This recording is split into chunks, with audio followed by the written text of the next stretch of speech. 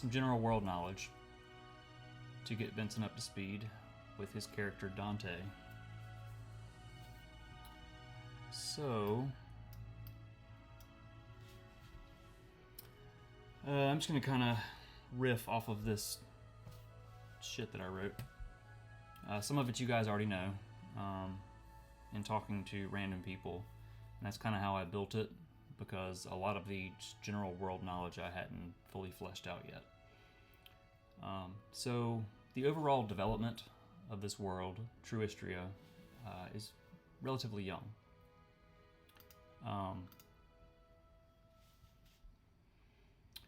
The recorded history stretches back maybe 500 to 700 years. Established cities, schools, and routes through the land have only been established for a couple hundred years. There are 9 different capitals and kingdoms of the primary races.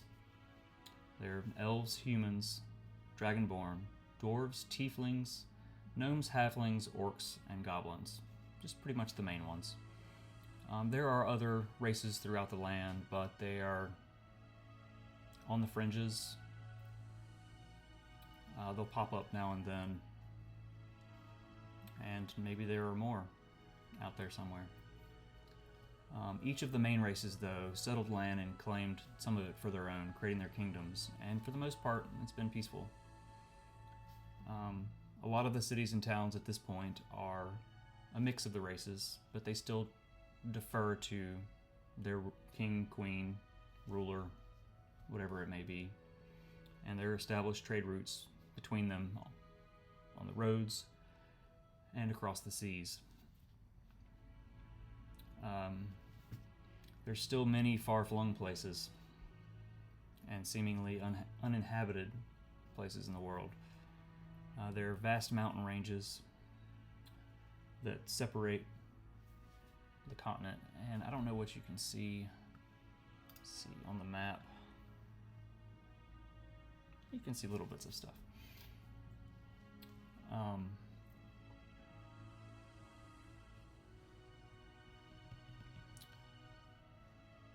The great snow-capped mountains in the west are called the Morosians, and you guys have seen those. That's the ones up near White Mall that you had to pass through.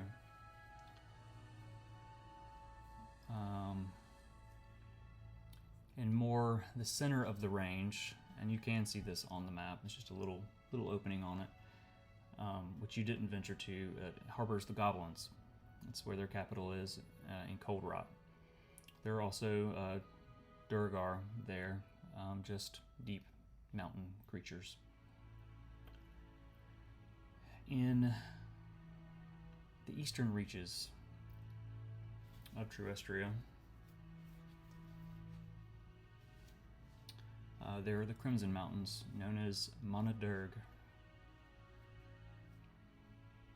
home to the dwarves in Crimson Crag. Dry air blows across the Sands of Surya and is abruptly stopped by Monadurg, separating the desert from the lush green north. The northeastern regions are the green Irizandians, home to gnomes and many other races, at the edge of the continent. Great bays, sounds, and rivers cover the world, the greatest of which is the Medius Mare, a great bay that separates the north. Somewhere in the northern reaches of the bay is a great island which is home of the orcs. If one were inclined, they could walk around the entire world and only have to span a small gap at the heart of Truistria, where the Medius Mare pours down into the Pinnacle Sound. Many strange lands lay beyond the supercontinent that wraps around the world, far beyond the seas. Let's see. The old gods once held sway on this world, but have abandoned it. Shortly after they abandoned the world, a new god emerged named Eros, gaining many followers of all races. He is the self-proclaimed Lord of all. He would travel the land in secret, influencing and building his following, and then he vanished. He answers no prayers directly, at least none that are widely reported, if they exist at all. Though his followers that wield magic in his name have lost no power, they find no answers from him. There are whispers of a legend that powerful tomes across the land are hidden or lost, and can restore the divine to what it once was, destroy all of Terrestria, or bring about the next age of the world.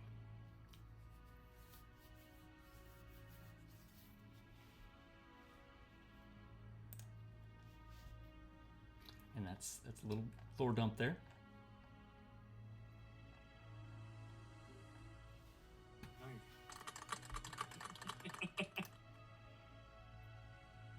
All right. So,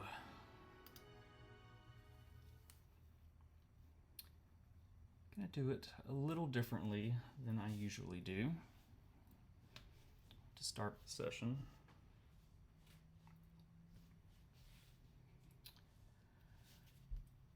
I'm going to go back to the very end of last session, about 30 seconds.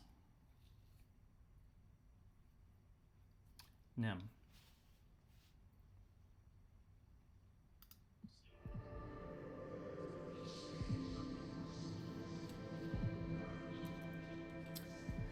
As you fall in battle, the darkness closes around you. In your last moments, you feel strong, gentle hands cradle you to the ground. And life leaves you again. This time, somehow, it seems more peaceful than the first time, like falling asleep. It's comforting in a way. And then the familiar whispers from your dreams begin to dance around your ears. Destiny will not allow this. Enjoy your rest. Soon. You float, suspended in an empty void for what feels like days or weeks. It's impossible to tell.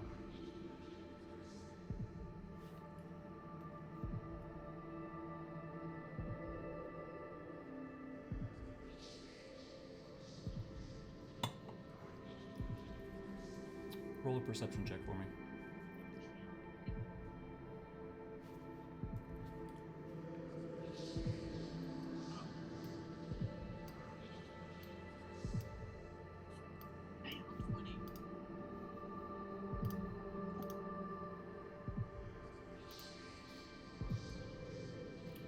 Nice.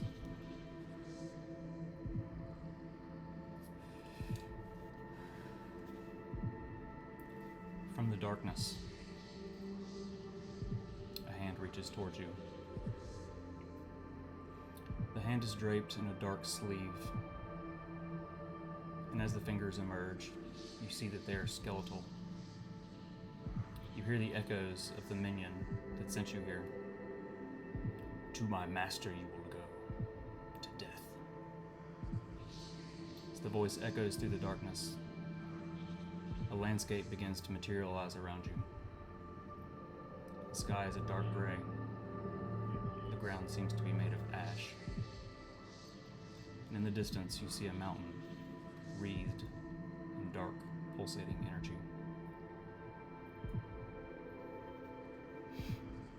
And as you peer around, a golden light bursts forth from you, and you hear Reed chanting. And with a gasp, you open your eyes and smell the putrid swamp and the evil laughter of Death's minion tells you everything you need to know. You're alive again. It's time to go. As you all gather together and death's minion closes in. You pull the void tome and open it, willing you all to another place, away from this impossible danger. And as the void opens around you in a swirling purple energy, you feel yourselves pulled together with a soft pop. You disappear.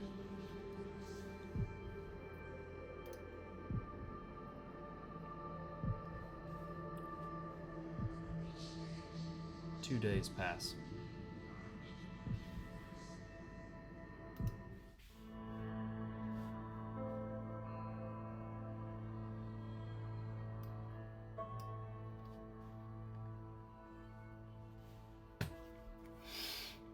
All right.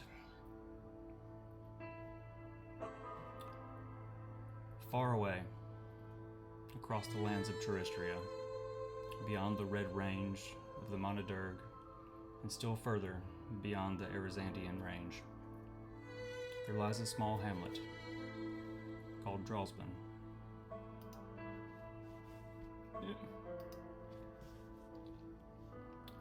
Cradled on the cusp of a towering cliffside, round cottages made of stone with wooden shingled roofs dot the tall grass as the sun dips below the horizon. It's here, upon the edge of Terrestria, that our story finds new roots. From this small hamlet, Dante, a skilled ranger, embarked upon his journey several days past. Compelled by a mysterious pull, Dante journeyed southward, leaving the seaside cliff of Drosbin behind. Dante, you traversed unknown paths, crossing valleys and scaling peaks, each step taken with purpose, without even knowing your destination. The silent call of destiny leads you unknowingly. Your journey southward ultimately leads you to the edges of Harina, a humble town shadowed by the vast desert you learn is called the Sands of Surya. Resting and waiting for night to fall, you heed the call and venture into the glittering sands by moonlight. The days pass, hiding from the unrelenting sun, the nights moving quietly across the moonlit sands that shift in the wind. As the third night's moon rises, the sands of Surya shimmer around you. In the distance, you hear a strange, whirling rustle, a soft pop, and a flash of purple light. With your bow in your hand, you pause. What would you like to do?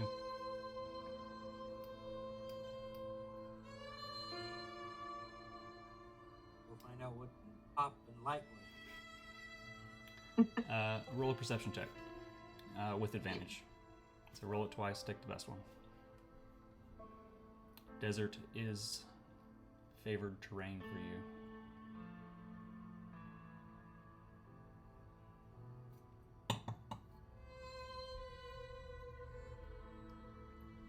One was a 22, the second one was a 20. Holy shit, dude. All right.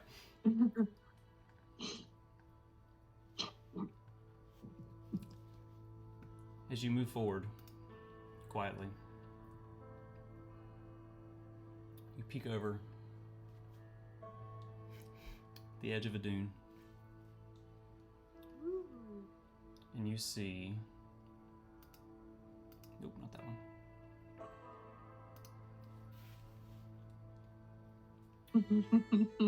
A large male with light green skin, a half orc. He's wearing white armor that's trimmed in gold. An ornate medallion hangs from his neck. Beside them is a female halfling. She stands, gripping her quarterstaff. Her crown of roots is askew on her head. On her knees on the ground in the sand is a purple tiefling with curved black ram's horns.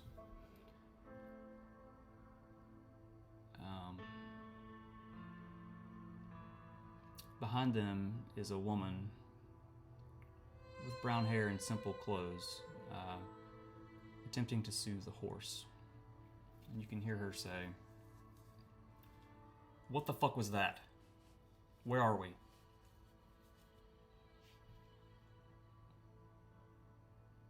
So we can kind of do The small little halfling wants to argue back. What do you mean, what the fuck was that? What the fuck was that? You just like teleported and shit and stabbed. What was that? What are those?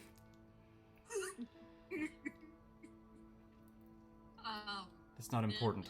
Go ahead. And she says, "That's not important right now. Why are we in a desert, and why is it night?" Nim is going to reach out towards. So, she's gonna reach out towards Reed and just hug her and say, "Thank you, my friend." And then she's gonna stand up. She's gonna use her staff and stand up, and she's gonna go over to Sylvie and grab her by the shoulders. "I don't know why we're here. We had to get out. Those special abilities that I told you about, that's why we're here. I don't know why it's night. I don't know why we're here. It's completely random. We need to find civilization and figure out where we are." And she's gonna hug her too. She kind of pulls away. I want to like dramatically bring myself up by like gripping Carvix's like leg.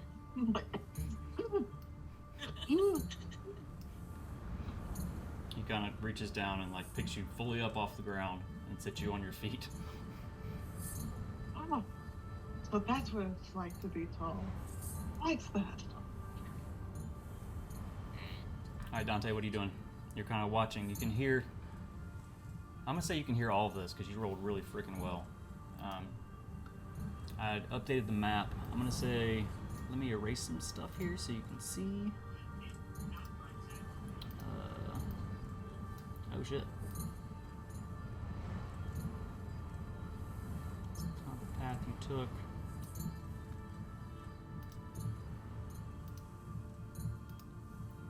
That's kind of your line of sight. To the north of me where I can see. Now you drew it out.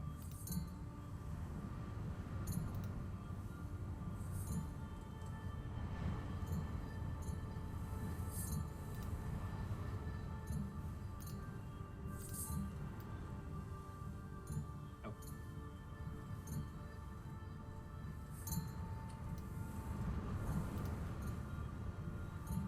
They look like they lost. Now, curiosity done piqued me. Now I gotta go introduce myself. I don't know. The two tall ones are scary. The little one not so bad. That horse. I don't do horses. Horses don't do well with my kind. Some of his ankles getting bit. All right, so you're gonna. This is going to be fun. Let's go have some fun with these new folks. I like strangers. Let's go see what's going on. Okay, so you're gonna approach everyone. Yes. All right, so you climb up over the dune. You guys roll a perception check to see if you're paying attention.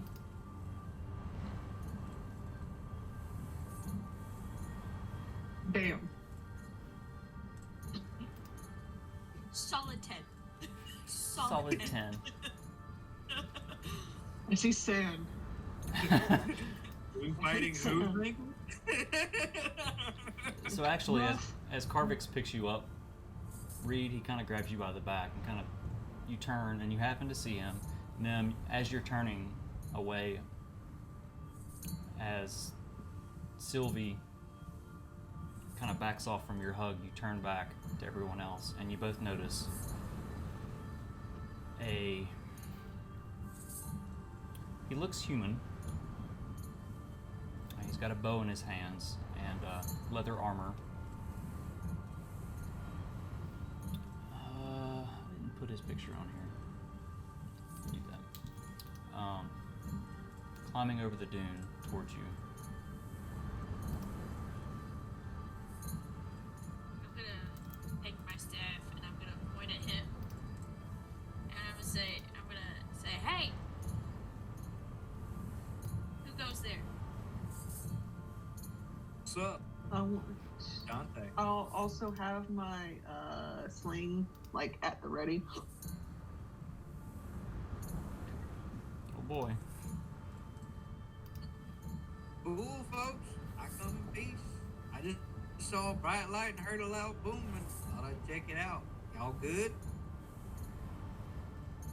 In case you didn't know, he has a southern accent.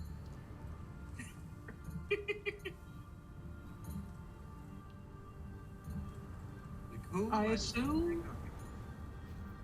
assume, you know, based on wounds that, you know, we're kind of like bleeding and look Yeah, You guys, terrible. you guys look rough. looks rough. I want to like reach wherever I have like blood coming out. I'm like, huh. At least it's all internal. That's where it's supposed to be. Oh, you funny. I like this one.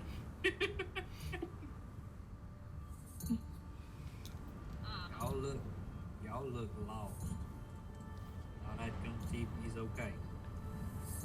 Do you know where we are? Yeah, you're standing in the sand. Look down. It's a He has a joke. point. My bad. My bad. Roll it, Dante. Roll a performance check.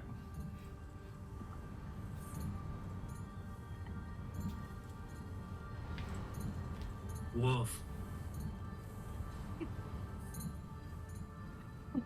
Yeah, it was a bad joke. They're very serious and they're still pointing their weapons at you.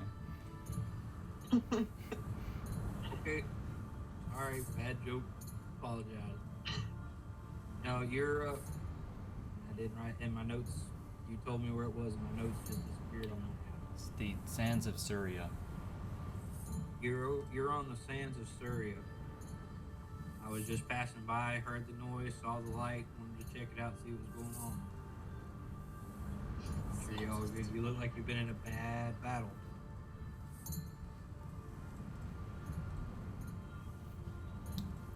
How far are we from Afiasari?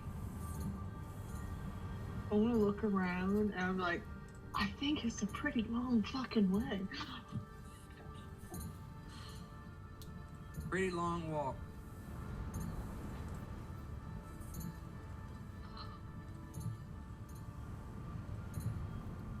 Do we see like a town nearby?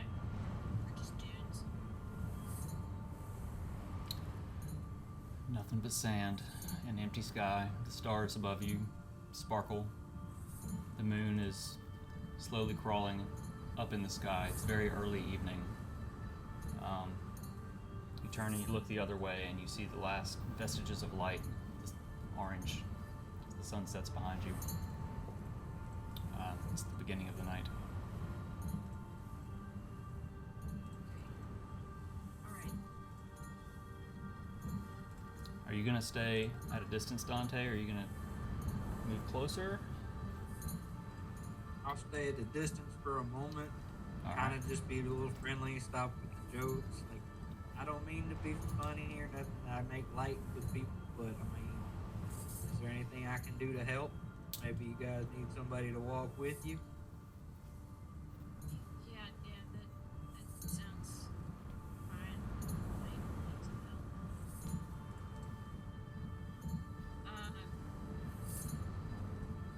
I'm going to turn to Reed and say, do you mind tucking Saffron away for a moment? For a little bit? Yeah, sure. Wanna take my necklace off? Wax on, wax off. So Dante, you watch as this halfling takes her necklace and points it at the horse. And this green spiraling energy comes out, and the horse shimmers and disappears. That's a neat trick. How do you do that? Would you like to Yep. see? Hold on. I've heard that before. I know. I've been told not to answer that with a yeah. Nah, I'm good. You can show me later. Nam's gonna cast thaumaturgy and make her eyes glow bright purple, and she's gonna say, magic. Nim, roll an intimidation check. Oh. You're trying to be scary. Let's see how scary you are.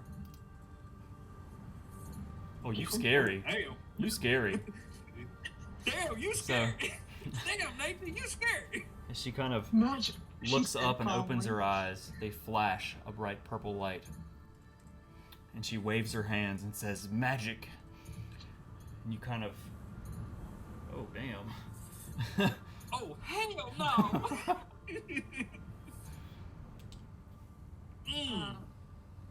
Okay, not to ask that question again. Gotcha. I'm gonna walk over to Carvix as well, and I'm not gonna say anything. I'm just gonna give him a big hug as well. I'm glad you're back with us. That was a close one. And quick thinking. How did we get here? As I pull away, I'm gonna say the tome. The tome brought us here. Oh. I didn't know it could do that. It's not often it happens, but I take it I'm still holding the tome, Oh, yeah. I guess. You're clutching. You're So probably I'm- clutching it, yeah. I'm gonna put it into the pocket, into the extra pocket. It disappears. I look at Reed and I say, that's a neat little amulet that you have there. It's got a necklace too, but it don't do shiny things. It just Nice.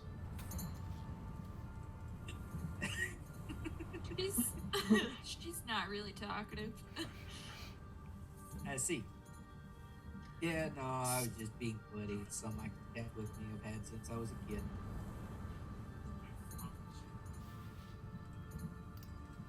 I'll warm up.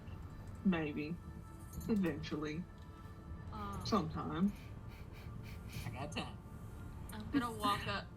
I'm gonna walk up to Dante and get within an arm's reach and extend a hand. Okay. You guys can move your tokens if you'd like.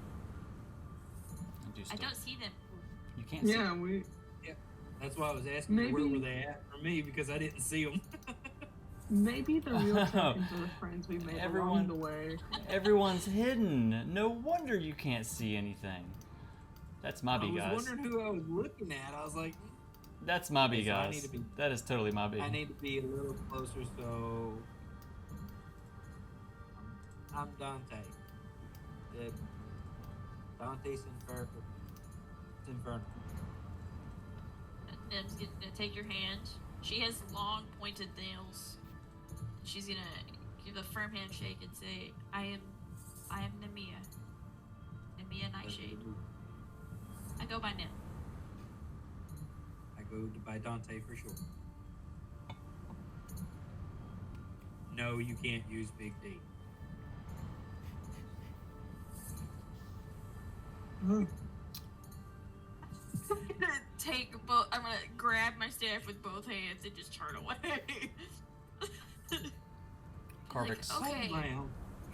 Told my uncle that joke was horrible to use. God, that man never listened to me. Carvix also walks up and extends a hand. He is very tall. Exactly, yeah. And he reaches out this just enormous hand for yours after Nemj. And he shakes your hand and he says, hello, I am Carvix. And the whole arm doesn't Pleasure to meet you. It's very nice to meet you too. Why? This looks like the middle of the desert. Why are you here? Good question. I was just walking and ended up here. Those things tend to happen if you walk a direction Beats it for a still. while.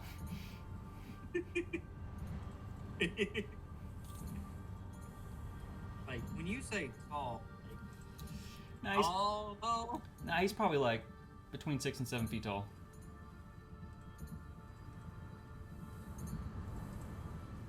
Yeah, how tall? Just a little taller. How tall is Dante? 5'8". Yeah, so he's So just a little. a taller. solid head above you at least. How'd you bend it, butt? Excuse you. You kind of. I don't know about him. Me either. I'm gonna turn to Sylvie. And I'm gonna be like, "Are you okay?" She kind of just waves her hand. I'm fine. What are we gonna do?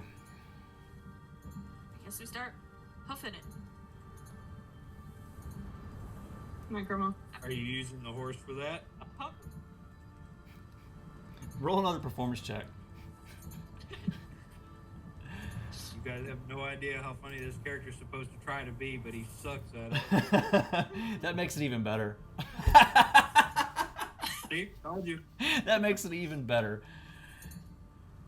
If there were He didn't know. He has a -1 on his perception. if there were desert crickets after that joke, crickets. Even the wind that's blowing across the sand, there would be crickets. I was going to do that, and you beat me to it. And Nim's gonna mess with her eye. She has something imaginary in it, and she's just gonna turn. She is gonna reach down and grab a handful of sand and put it in her pocket. You have such weird D&D ticks. I'm okay with it. Okay, It's hold on. New character in the group must ask, what's with that? I know I'm weird and my jokes suck, but why did you put dirt in your pocket? Don't worry about it. Nim's gonna cast thaumaturgy again and make her eyes look like clocks, and she's gonna turn around and say, "Magic." Ask a stupid question, get a smart answer. Got it.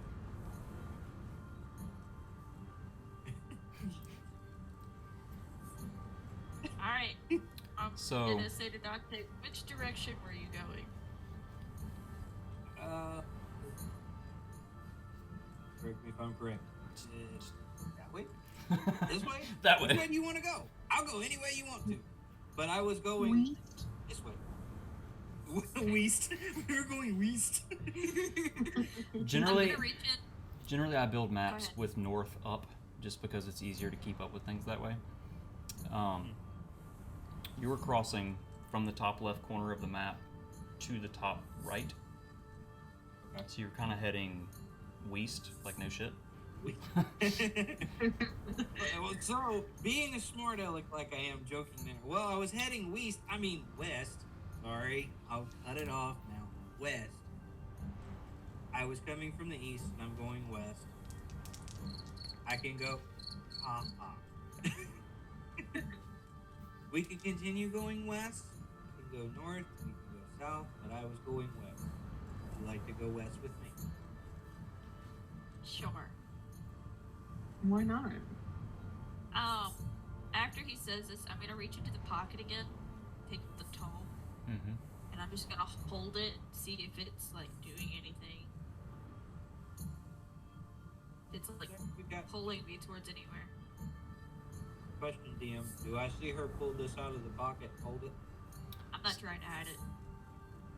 So, when she says she pulls it out of a pocket, she opens her hand and it appears. Yo, what's that? A book. The book is closed in your hand. And? I'm gonna open it, and I'm gonna look through the dreams of the sandy place. Roll an intelligence check for me. You've been through. Disadvantage? I'm gonna say no. You've been through a lot of shit lately. You're kind of on the brink of collapse. You're beat up, and How many times did I bring you back from death? 2 times. That was a 1. That was a natural 1. a natural 1 doesn't matter. It's still a 5. 1s and 20s Okay, don't, well, then it's only fine. matter in combat. That's the way I play. Okay. As you flip through the book, you come across the scribblings of your dreams, but in the darkness, even with your dark vision, just you're spent. I mean, when you teleported, it was roughly noon, and now it's night, and you died. So you're kind of just wantonly flipping through. The words don't catch your attention, but you come across the image that is scrawled in it. And pieces and parts of your dreams come back, but nothing substantial. It's more of a feeling that you get that it brought you here for a reason. Okay.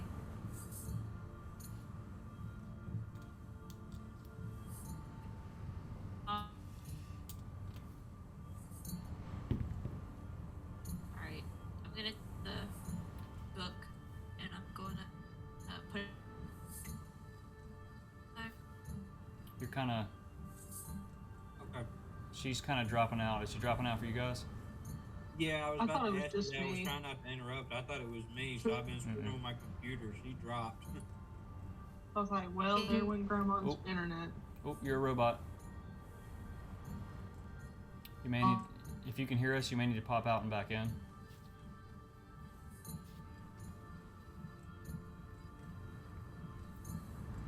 You're cooked, bro. Dang, I knew my jokes were bad, but I didn't think they were that bad. You broke the internet. Well, it's like you've been telling me like through the whole week leading up to this, try to do the character as best as I'd like to do it.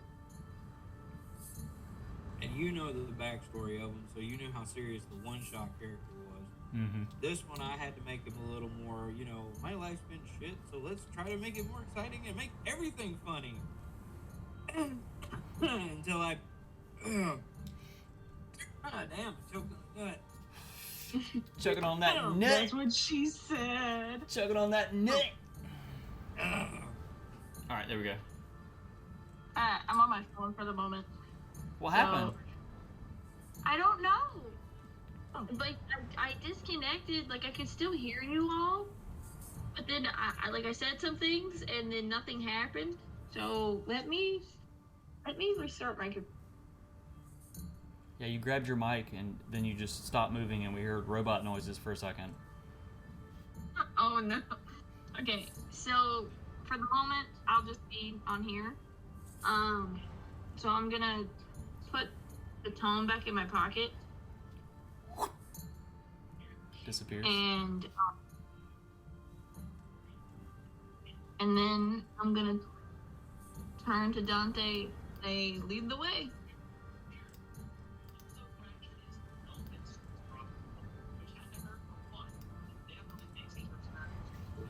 Alright. Did you get that nut out of your throat? Give me just a second. Please don't die on a live Wait. stream. Oh god, it's not funny. I don't have. Okay. I'm actually gonna say, are you guys alright if we actually just take a rest here for now? As you say that,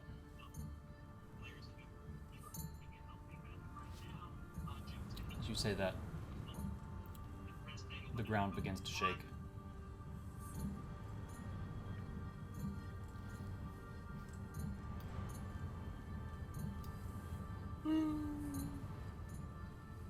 This make sure he's okay. Kind of wish you left the camera on so we'd know.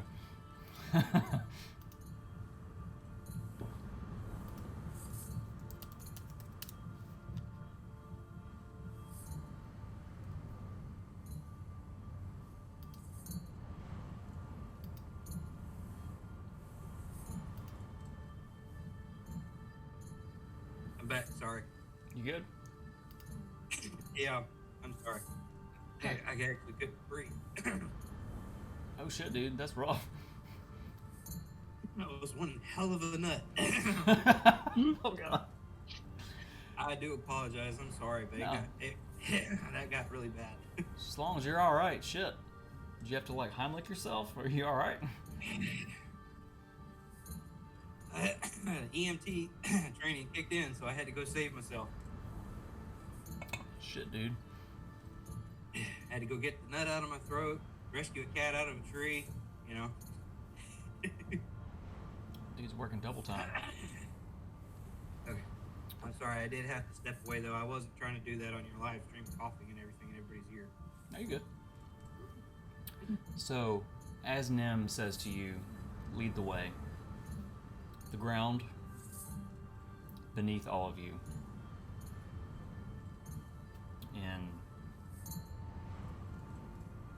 10-foot radius, so a 20-foot circle begins to shake and vibrate.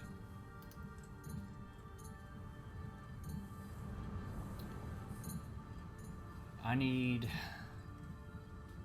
everyone to make a dexterity saving throw. Oh. I can re-roll, thank God. Do I re-roll again? Yeah, you re-roll. It doesn't say specifically, and you have to use the new roll, does it? It No. just says if you roll a 1. Yeah, there's an 8. I'm dead. DPK. Did mine show up? Yes, you got a 20. Reed got an 8. Nim got a 21. I need to roll for Carvix. And fuck. So many things to keep up with. Power be the deal. That's the way it goes. I forgot to pull all these things up beforehand. Okay, so I rolled Carvix. Roll this one. 7. It's not good.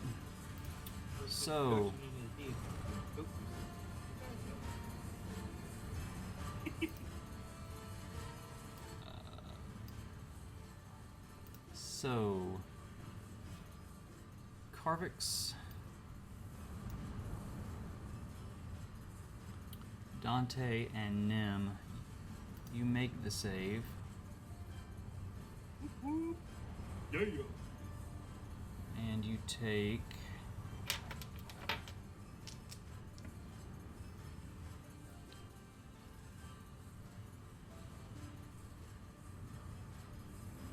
4 bludgeoning damage. People that failed take 9 bludgeoning damage, and you are knocked prone. As beneath you, as the sand explodes upwards, and just for sake of visibility here, I'm going to move you guys a little bit.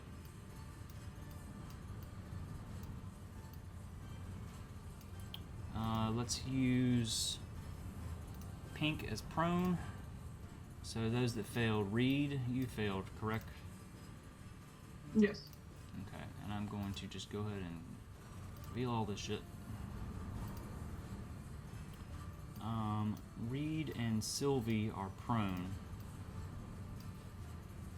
The rest of you managed to jump away at the last second, as out of the sands bursts this huge, undead, skeletal looking scorpion. I need everyone to roll initiative. They're completely fine. Oh, it just gets worse. Oh, shit. I can't see the writing. It's in the saving throws, correct? Initiative isn't that? Let's see, where is it? It's right next to your armor class. Yeah, there it is. It says initiative above it. Okay. Okay. My bad. Apologize. There you go. You're good. Damn. Not bad. Okay, so he rolled. Naturally, I didn't pull it up in time, so I gotta freaking punch it all in manually. What is that? 17 and 6. Yo, now, that was you? Is that an animal or is that just like something? It looks like a bonehead. It's made of bones, so it's probably undead. Look at all those teeth. I got a joke and I don't want to say it. Screw it. He's Nah. got a boner. Dante would make those jokes. Yes, he would. No. So go No, for it. he's not with me. So Dex. Technically, I should have said puppy of yours. All right, you guys. Oh. You guys got lucky. It rolled a 2 on its initiative, so it is at the very bottom. I'm right there with it. So to start, Dante, you are up. What would you? Oh, let's see. Pull your sheet up just to. Yeah, I'm what looking you at got? it myself.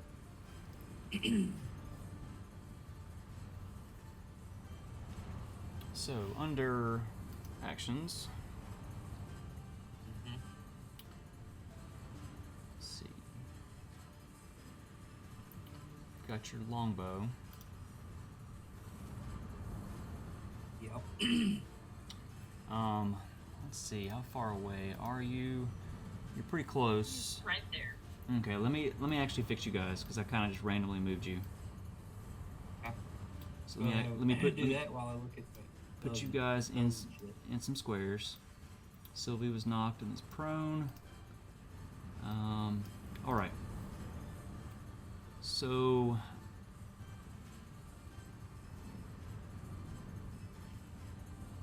you are very close to this guy, but because of a thing that you have, you are not at disadvantage even if you're close.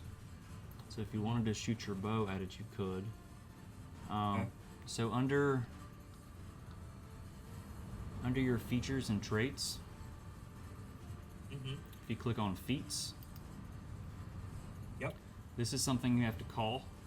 It's basically you're calling what you're doing.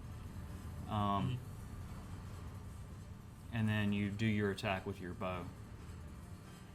The very last line is pretty much tells you what it does. It's a -5 on your roll, but then you get a free +10 on damage.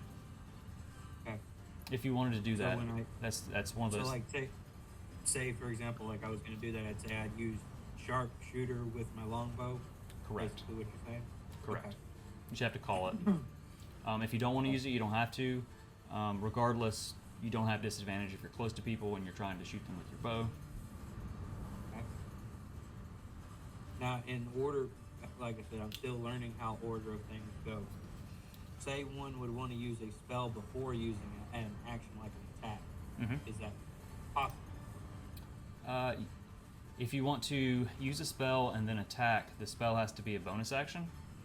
You can do 3 Okay. things on your turn. You can move, you can use a bonus action, or you can use an action. And there's no particular order that you have to do those, and you can mix them up.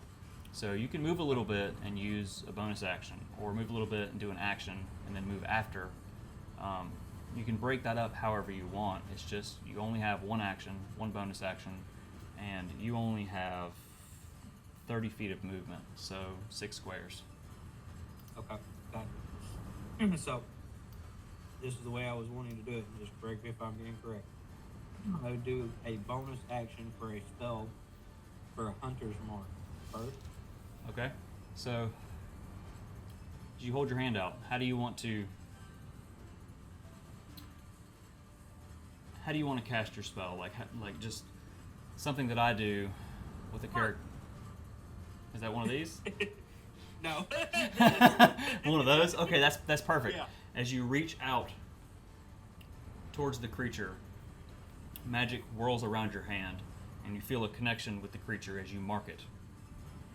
Okay. So be sure to click the cast button on that, and that will use your slot. That is your bonus action. You still have movement That would be and an the action. 1d6, correct? That's when you attack and hit. So Oh. when you shoot it with your bow, you'll do the regular damage. I but see then, what you're saying. Hit the cast button beside it. yeah, that's just Okay. to use the slot. Mark it. Yeah. Okay. Then I'll go and use for my next action. I will use sharpshooter with my longbow. All right, roll an attack with your longbow. That would be the hit under the damage column, correct? No, that would be next to your bow. It says it's got the plus number. The hit DC. DC. Yeah, that's the one you roll to hit something. So with sharpshooter, you roll a 15. With sharpshooter, you -5, so that's a 10. Mm-hmm. As you pull back, the creature is still thrashing as it bursts out of sand, and sand is still falling from where it exploded from beneath you. You pull your bow back and you release the arrow, and it just sticks in the sand next to it. Whoops. You can still move, and that's all. Okay. That's all you got. And you said 6 squares, correct? That's right. That's 30 feet, right? So I'm gonna go Yeah, 30 feet. 1, 2, 3, 4, 5. Is it a certain direction you can go? You go Or whichever, just 6 squares? whichever direction you want. Okay. I'm gonna go there. Okay, I think it was far enough away.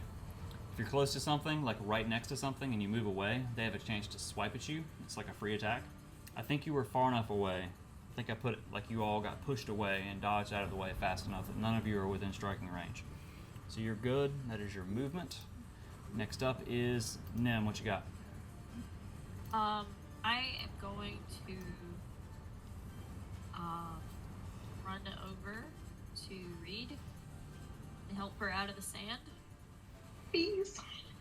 All right, so you're going to use a help action to stand her up. Is that what that is? Yes. Okay, so you're going to sacrifice your action to put her on her feet. Okay. Yes. And then so that was about 15 feet, and I'm going to take a few steps back and just stand there with my staff. That's my turn. All right. Next up is Carvix, who, after dodging out of the way, is going to look back at this creature.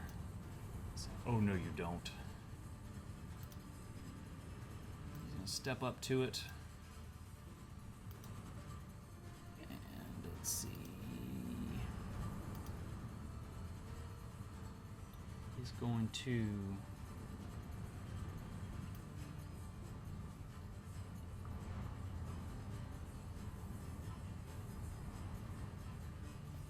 Where is it? Where'd everybody go? I am redoing my setup because my hip is all out of whack from this week and just sitting on My- the bed is killing me. My hip's out of whack. Yeah. All right. I got up from my seat for something, and one of the kids, they're like, Miss Faye, why do you get up like you're 50 years old? I'm like, why don't you mind your business? Miss Faith, look at you.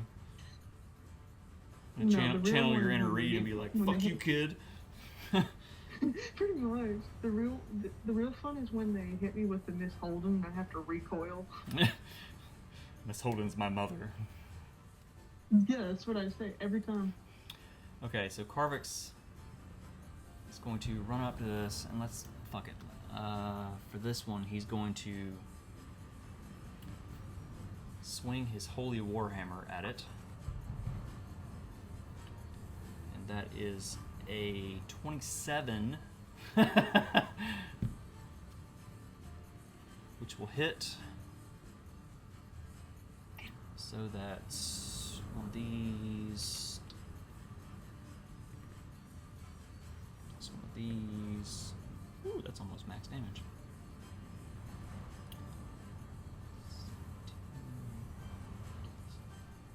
He brings the hammer down, it crashes into one of the legs, and the leg cracks and falls off into the sand as he deals 22 points of damage. Wait, is it?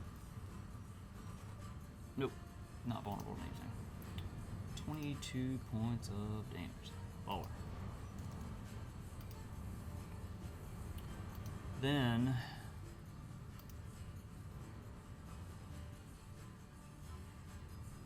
bonus action. Does he have any spell slots left? From last time? Probably not, to be honest with you. Oh, he does. He has a few.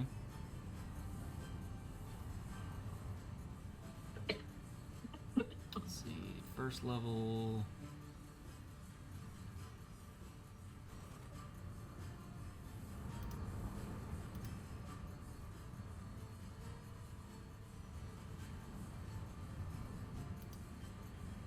You know what? He's actually going to, because it doesn't require anything, I don't think.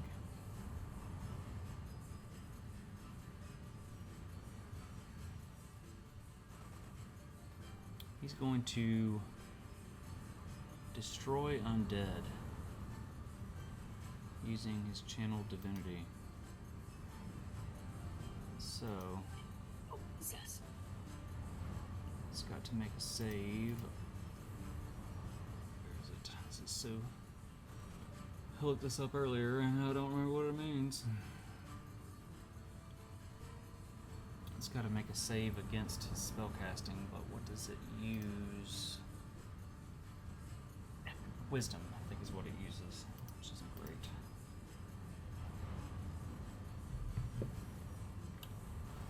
But he's a level.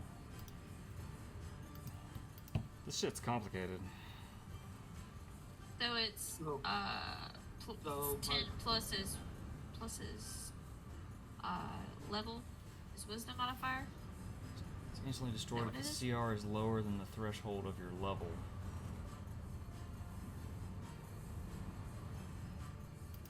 Sorry. It is not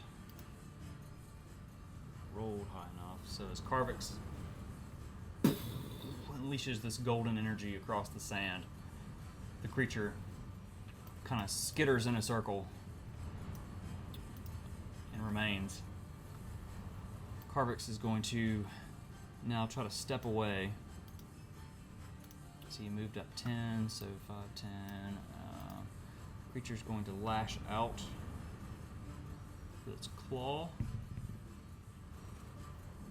That is an 18. Which does hit. Dealing. Holy fuck, too many things. 12 points of bludgeoning damage to Carvix.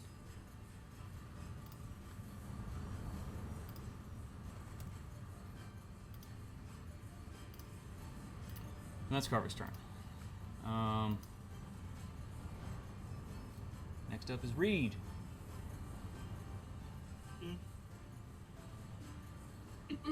Nice setup there, Mama. I gotta go with what I got. I would like to become monkey. Ooh! How many wild shapes you got? Monkey? You only used one, right? I have one left. You have one left? I have Okay. one left. And I should have asked you about this earlier, but I forgot. Does Halfling Rage work with Wild Shape, or is Halfling Rage more of a Halfling? You have to use it before your wild shape, but I'm going to say yes, it still works. However, I think we discussed last time, to wild shape for you, it's an action. Yes. Halfling Rage is a Halfling bonus Rage action. is a bonus.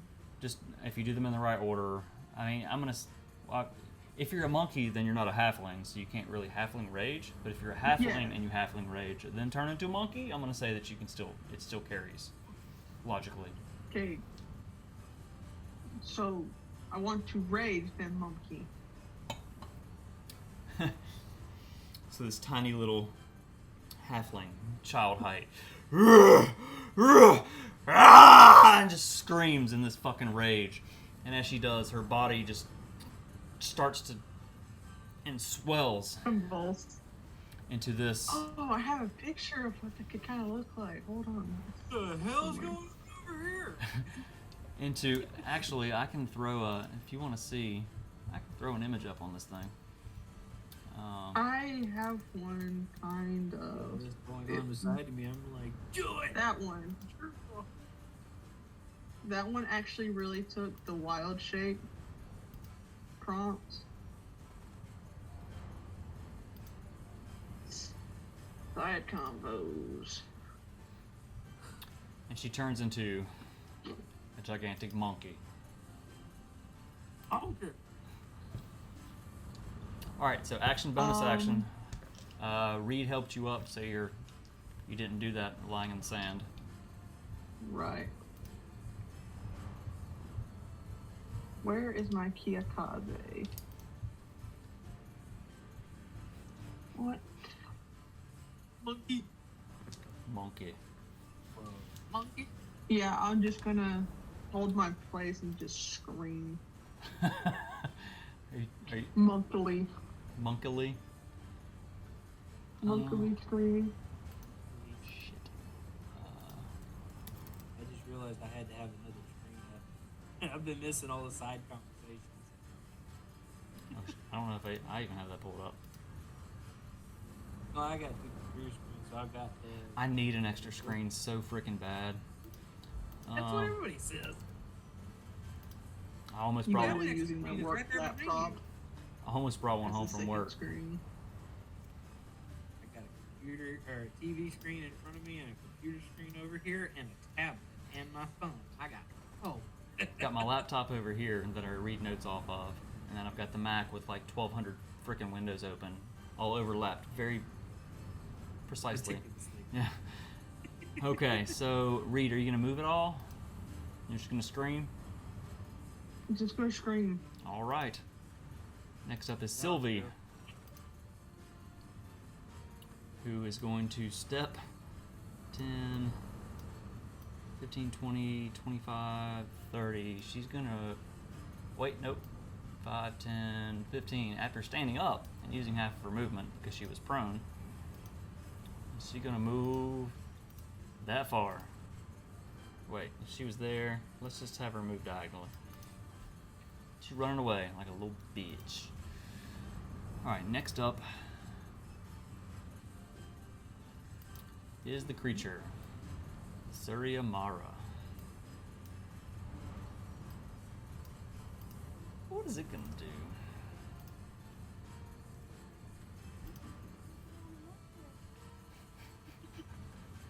Oh shit! I was supposed to be muted. I'm sorry. Surya Mara! Now I say what's going on in my crab pants. So, because Karvik's fucking wailed on it, it's going to go after him. 5, 10. Because it's so fucking big. It's huge. So it's going to multi-attack. Miss. Hit. Miss. So as it reaches out with one claw, Karvix manages to duck to the side and it skims off of his armor. The other one comes back and catches his arm and squeezes, denting his armor in. Dealing, 12 points bludgeoning damage. As it's squeezing his arm, the tail lashes forward at him and just strikes the sand beside him. That's all it's got. We're back to the top. Dante, top of round 2, what you got? Okay. Quick thing to learn for me. If I use the Hunter's Mark on the left, do you have to reuse it, or does it have like a... It stays. It remains on the creature.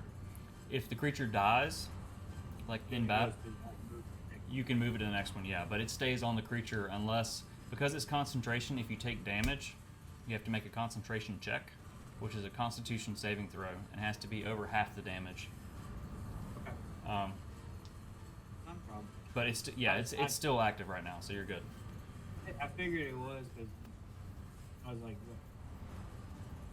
Not to sound bad or anything. It's I'm learning more of this because I played Celeste for so long on extremes, and so they're the same. That's why I was like, okay, so everything that happens on here is exactly how that works. So that's how I've learned how to use my characters properly.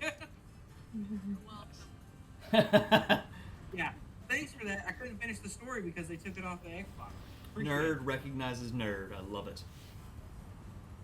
I Yeah. introduced him to Celesta. Yeah, and then they took it off PC Pass. Now I can't play it because it downloaded on my computer, but because I didn't pay for it, I can't play it. Boo. Thanks, bud. Appreciate it. Got something for you on my next stream then. Okay. Then I will go ahead and move to my attack action and use my longbow again. Alright. Wait, let me do that properly. Hold on. Sharpshooter with my longbow. All right. So 15 minus. Oh, it rolled twice for you. I'm gonna go with the first one. 15 was from the from earlier. Oh, it was. Remember we did. Oh, it was. Yeah. Okay. Yeah. I see now. It says 16 minutes ago. Shit. It's been that long. So 12, and you called You called sharpshooter, right? Okay. So that's 7. As you pull back, it's lashing forward at Carvix. The bow just whistles off through the air, and you can kind of hear it as it lands in the sand in the distance. That's your action. You still have a bonus action and movement. What would you like to do? Before I go on to that, do I have to call sharpshooter every time I use an attack with a longbow? No, you don't have to. It will give you more damage if you do hit, but it makes it a little bit harder to hit. No kidding. Yeah. Yeah. What kind of great crap is that? It's baller when it works, because that extra 10 of damage is just ridiculous. Yeah. Yeah. 10. Just flat 10 on top of whatever you do with sharpshooter. It also ignores disadvantage if you're too close to them. Also, it ignores up to 3/4 cover, so they could be hiding, like literally just their pinky finger sticking out. If you can see it, you can full on hit them without any kind of restrictions. Sharpshooter is baller. I took time and made sure I made this character the proper one. With a little help. Then with that, I will kind of walk. What is this? I'm gonna take a few steps back, up next to them here for my 60. Or the six squares, I mean. Mm-hmm. And hide back here, look at her, and say, "Hey, I'm gonna chill back here with you." Okay. All right. No bonus action? One. No bonus action or anything? Just action movement? You don't have any other bonus actions, so okay, cool. I don't have it. So yeah. Let's see. Next up. Excuse me, right on to DM. Gosh. Next up is Nim. What you got? Alright, so first thing I'm gonna do is I'm gonna take my staff, swirl it, and point it at him. I'm gonna cast magic missile at first level. So it's only 3. Okay. So 12. 12 Math.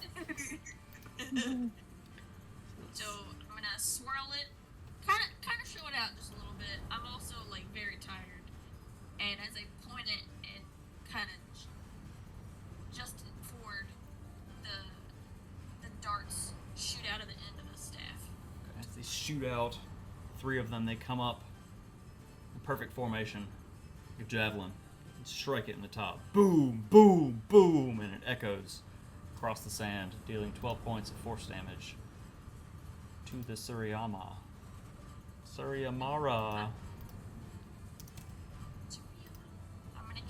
I'm gonna use 2 of my sorcerer points. Oh boy, to okay. do a quicken spell. Alright.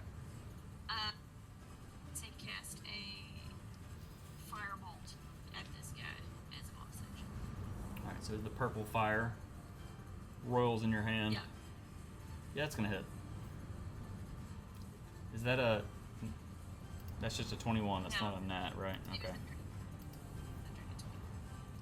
Yay. The purple fire grows in your hand, you fling it. Flies. The night glows purple. Slams into the creature. In front of Carvix. Dealing 9 points. of fire damage. What else you got? And then I'm gonna look at Dante and go. Bolt. Finger guns. That's cold, bro. Hey, Nim, do me a smallest favor, though. Yeah. Pick your mic up a little bit, because I can't hear you, and if I turn my speakers up any louder, our DM is going to echo through my house. Is this better? That's a lot better, yes. I do apologize, but I could not hear anything she just said. Okay. That way I can stay in what's going on.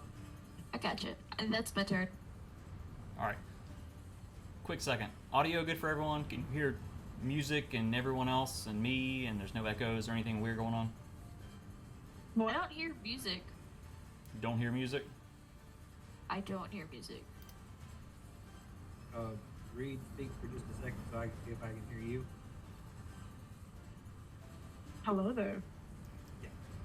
Hello Got there. everybody. Hello there. There we go. I hear it now. I turned it way down because I'm trying to get my levels right. It's like blasting at me and my... Yeah. Oh my volume. Okay, let's see. That is your turn. Next up is Carvix. He's gonna turn with his hammer again. Strike. It's rolling. It's a dirty 20.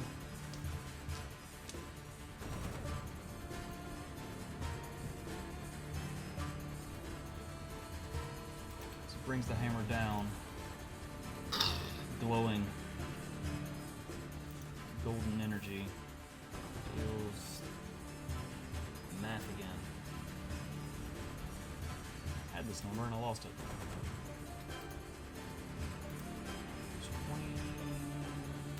21 points of damage. It's a bonus action.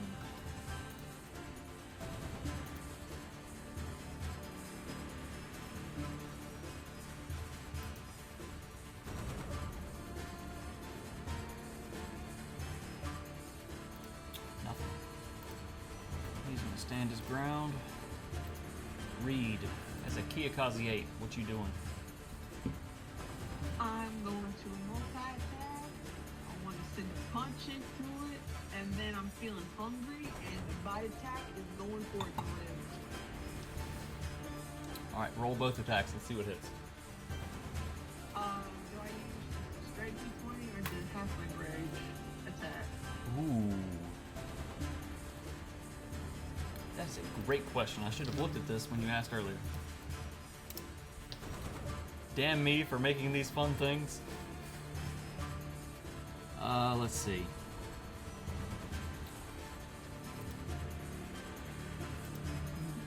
Quick research. Math. Words. Letters.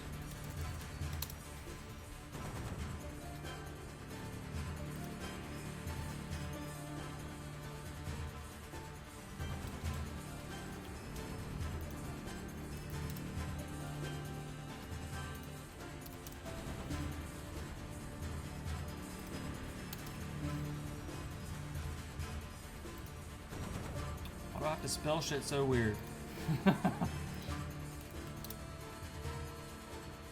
Forget there's an H in there.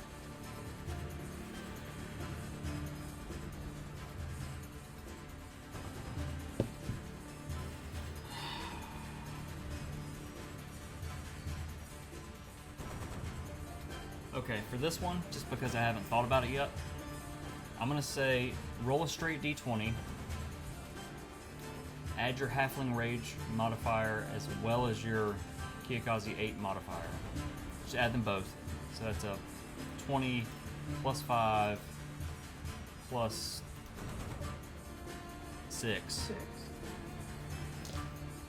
D20. I'll figure this out. That's a nat 20. That's nothing 20. Okay, so it doesn't even matter. Okay, so that's for your fist or your bite. You said you wanted to punch first, right? Okay, so go ahead and roll for your bite as well. Let's see what that is, and we'll figure it out. D20. I should roll 2. That's a 14 plus 6, 30, 20 plus 5, 25. Okay, so they both hit. So as you run up, you punch this thing like directly in its butthole. If it had a butthole, because it's only bones. So roll.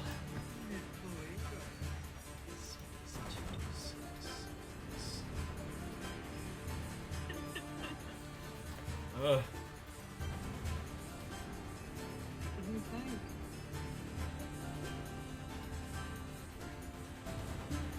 So roll 2d6 and 1d8.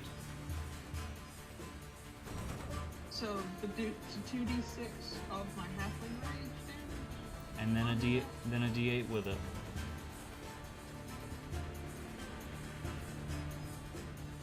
Is this for the extra damage with the critical?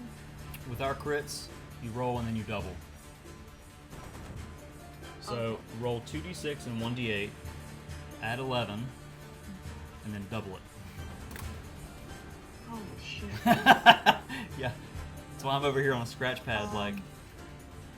Halfling rage damage 17. The D8 was 2, 19. So Plus 11. 36 plus 11, 44. Is that times 2? 9, Okay, okay. times 2. Is that Okay, not your 36? the 14. No, it's not 36. What was the 14 that you rolled? The 14's for the bite. Oh, that was the bite to hit. Okay. So your halfling rage damage was the 2d6, so it's a 17. Okay, so this automatically doubles stuff because it thinks it's a crit. So that's actually It didn't double it. Oh, wait, no, I didn't. No. because it'll say crit next to it because it auto. 5 plus 6 plus 6. 5 plus 6 No, plus. it didn't double it. Did it double it? I don't think it. 5 plus 6 plus. That's just. It's I 12. think because I rolled another attack roll, Yeah. Yeah. Okay. canceled it out. So 5 plus 6 plus 6 So- plus 2. That's 12, 17, 18, 19. Plus 11, which is. Oh my god, math. 30 times 2, that's 60 damage. With just a punch. You punch this thing where its butthole should be. With your big old monkey fist, just. Sends out. You might feel a slight discomfort in your lower rectum. Shockwave rolls across. Deals fucking 60 points of damage. Didn't have an asshole, he's got one now. Yeah. I'm about to make this Subai mob tomorrow. My bitch. So from the background, you just hear them go. Okay, so the bite does not hit. So as you punch it profoundly where its butthole should be, you try to bite at it, and it. I'm sorry, what? Because The 14 wasn't adding the +6 and +5. Oh, fuck.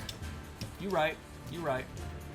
So roll bite damage, which will be So, your just halfling a rage. bite hit. Halfling rage. So 3d6. 3d6 +6. And another d6. 16. 18. Is that plus 11? Oh, no. 8 plus 11 is 29. Is it? 18? It honestly doesn't matter. How do you want to do this?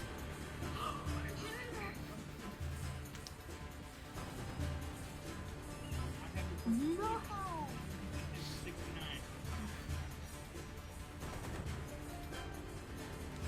And, I want to tear this thing apart like Legos. But not the head. Not the head because I want its teeth.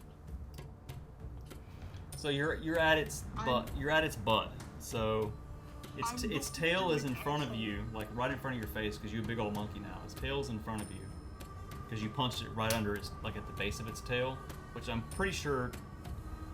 Yeah, I'm pretty sure it kind of broke it. It's somehow still connected, but its tail kind of falls over, limp in the sand. And as you lunge at it with your monkey jaws and close in at the base of its spine, you grab it. So you want, as you grab it with your mouth, what do you want to do? I want to, like, you know how, like, a dog gets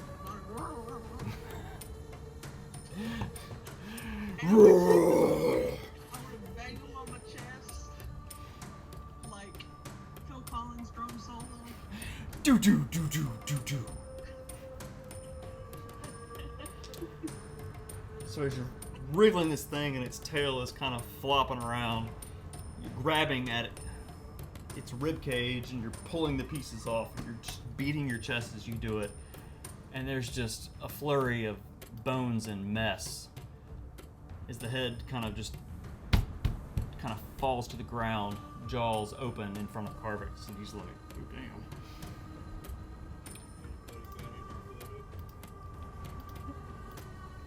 I'm gonna reach in my pocket and say, I got sand. Desert. Kind of grainy, ain't it? Kids everywhere.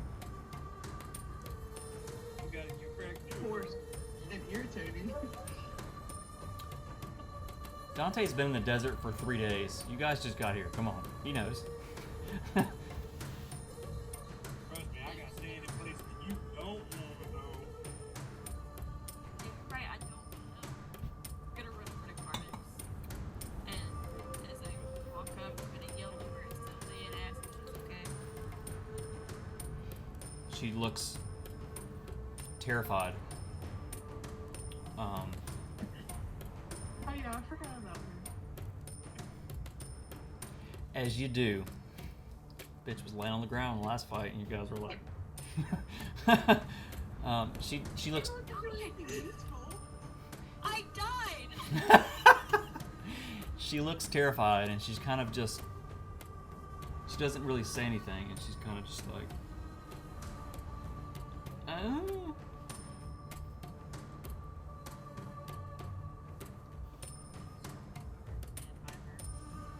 I want to drop my wild shape, and as I do, I let out like this little primal scream that's like a laugh.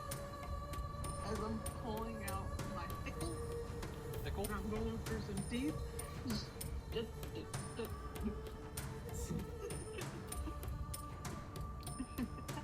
I planned some notes for this because I knew you'd go for teeth. So as this Dante, this is just kind of fucking wild to you. You've not seen a whole lot like this in your travels so far. But you see this gigantic fucking monkey tear this creature, just tear it apart, laughing and roaring as it does it. And it's strange to hear a monkey this big laugh.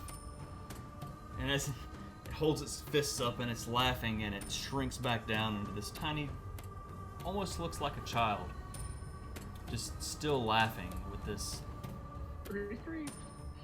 freaky little rage.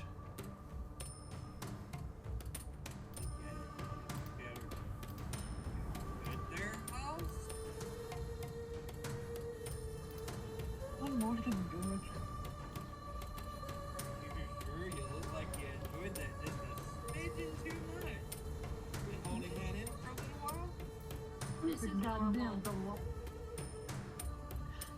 What'd you say, Reed?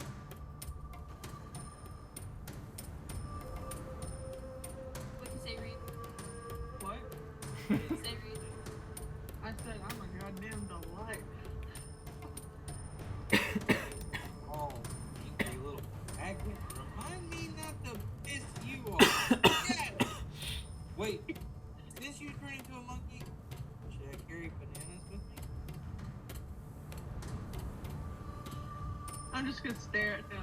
And like he's still even the bloody mess. God. So for the next several seconds, even though you're child size, your muscles are still bulging in a way, and your eyes still look just full of fucking rage. And as he says this, it starts to ebb. Nice teeth you got there. So as you move to harvest pieces from the Suryamara, I gotta say that right. Roll a nature check for me.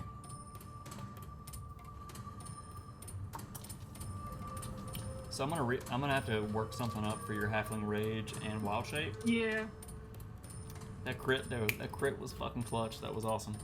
that was too perfect. Where was that last week? Where's that one? Shane? I don't remember. Yeah, you Yeah, did. you did. You threw poop at it and then you jumped at him, and it just didn't work very well. All right, so Oh yeah, can you like beat my ass? No, Nim died, and I chose saving Nim over possibly beating it. Damn, Nim's always on the back, huh? let's see a 21. So as you walk around the Suryamara, you see the tail on the ground, and you see that the stinger, which never actually struck anyone in the battle, is oozing this purple-looking liquid. It's very, very light purple. I have an empty bottle. All right, so you very carefully roll a dexterity check for me. I'm gonna layer these checks just because this is tricky. Right.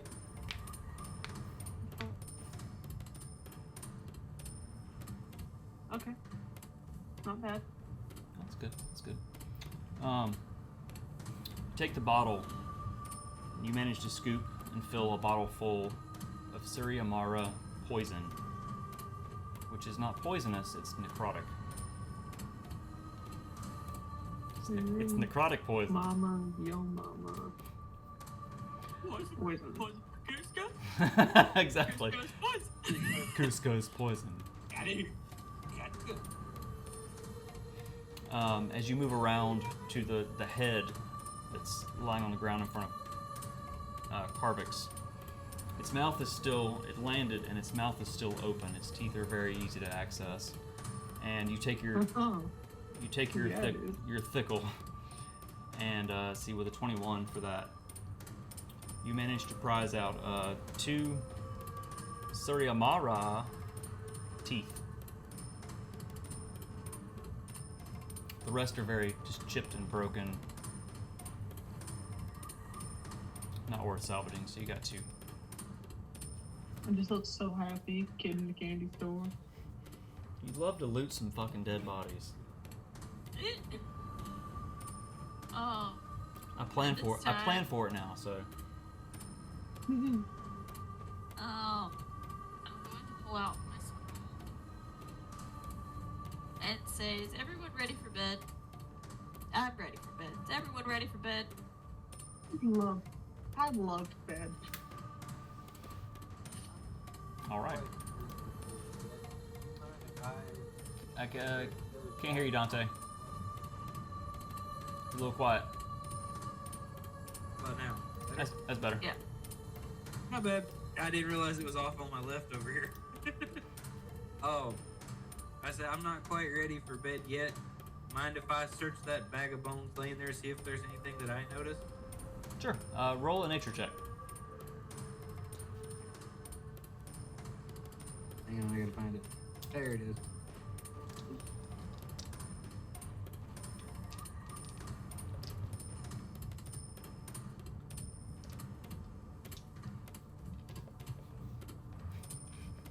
Seven. Okay. There's some bones, all right. I was gonna say you show his pony. was gonna say you find the remnants of what once was probably an asshole, but I'm not. This bone looks greened out a little bit. I wonder if this was. Oh, hell no! So you kind of sift through the wreckage that is the Surya Mara. Any hole to go. You pick up a rib bone, one of the smaller ones in the back. It's probably a foot long and curved. And you pick it up and you stow it away. Okay. Not sure what it will do, but You say throw it away or put it away? put it away. You can do whatever you want with it. That's what you found. Just want to add items in your equipment. I'll take a note here and I'll add it to your stuff later, so you don't have to. Okay, thank you. I'm good like that. Yes, you are. All right. So Nim Okay, now I sleep. Nim offers bedtime. What you doing? Bedtime. So I'm going to walk forward just a little bit and tell everyone to kind of back up some. And then I'm going to take out my scroll, open it, I'm going to read it. This is my last charge for that. And then you have to wait a week. Yeah. Dude, you're getting to see some really cool shit happen just because so many things have happened. So as Nim pulls the scroll out and begins chanting, reading the words from it, are you gonna do anything extra with it? Not really. Nim's probably get tired. Her bravado's ended when it. Whatever. Well, I'm think gonna take out the silver bell. I don't know that you need alarm those spell as components well. to do that. I think it does say you need those, but you have those, so you can just say that you want to do that. It's just the alarm. I think it's got Yes. a built-in alarm, but you can add an extra alarm. I don't know. So as she's chanting, holding these objects in her hand, reading from the scroll, I have no good way to portray this on the map, so I will try this.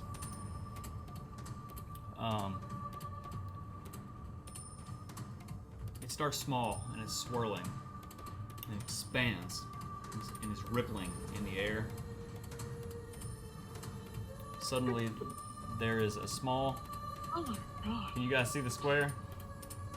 Yes. Yeah. A small cottage is now sitting in the sand. In the sand.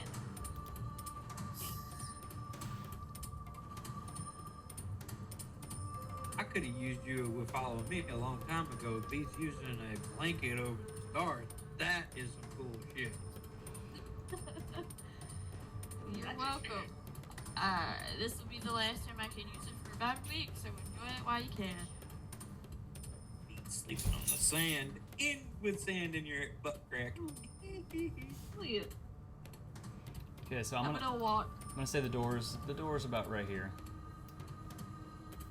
Okay. I'm gonna walk up back to where the horses are and see if there's like any hay or anything.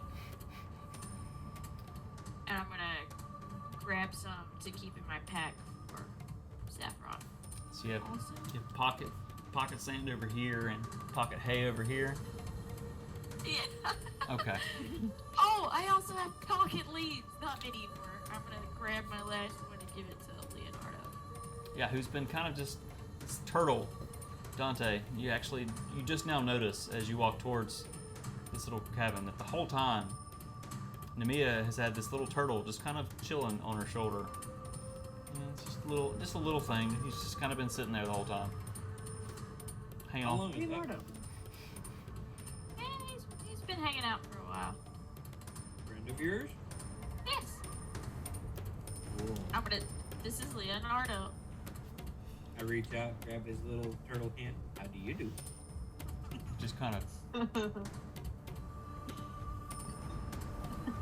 So, since we had that nice little battle and everything together, I mean, do I sleep outside in the sand or can I? Inside.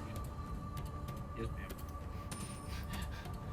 Holy shit, I like her.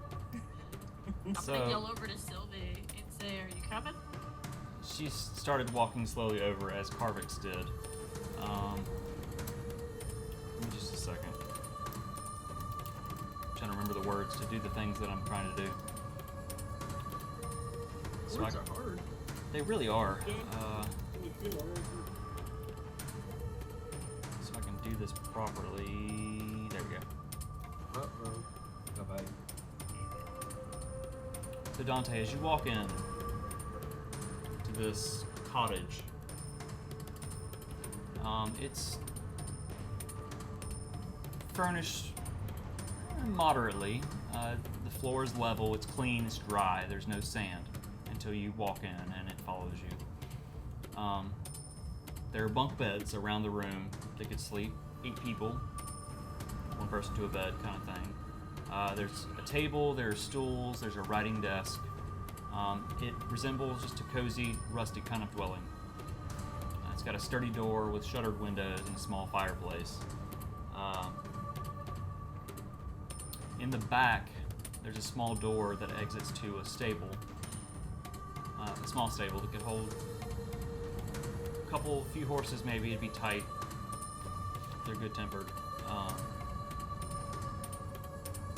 After your travels, this is a welcome sight. And this beats sleeping on the sand with a blanket. Oh, it is beautiful. Why couldn't I find a place like this on my walk? This has been a long travel without anything nice. I'm gonna hold the door open for Sylvie.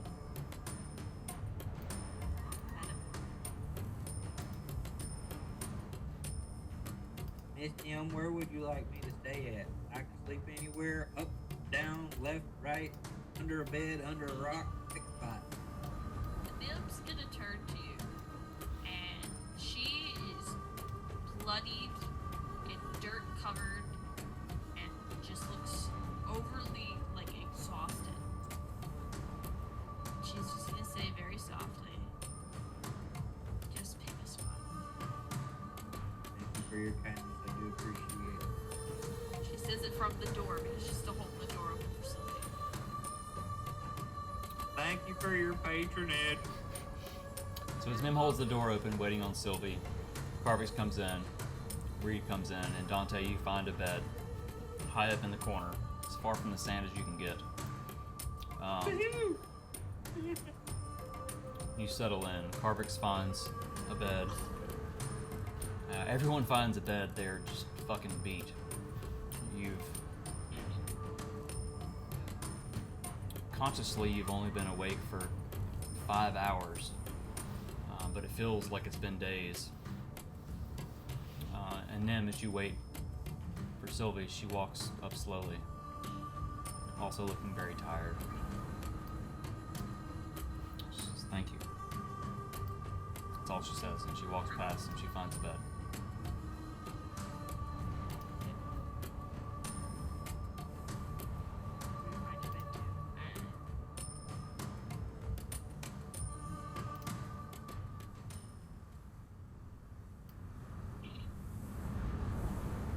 And before bed, even though Nim is really tired, she's gonna write in her notebook just a little bit and talk about Draws Reed just going in an asshole. monkey. Monkey, what? Prosthetic there. He is the monkey fist. You can certainly try. And as Dante lays his head down, as everybody's settling in, he whispers to himself. I guess everybody's in a close distance here, but they can hear him say, "Uncle, you was here, you would have seen some shit today."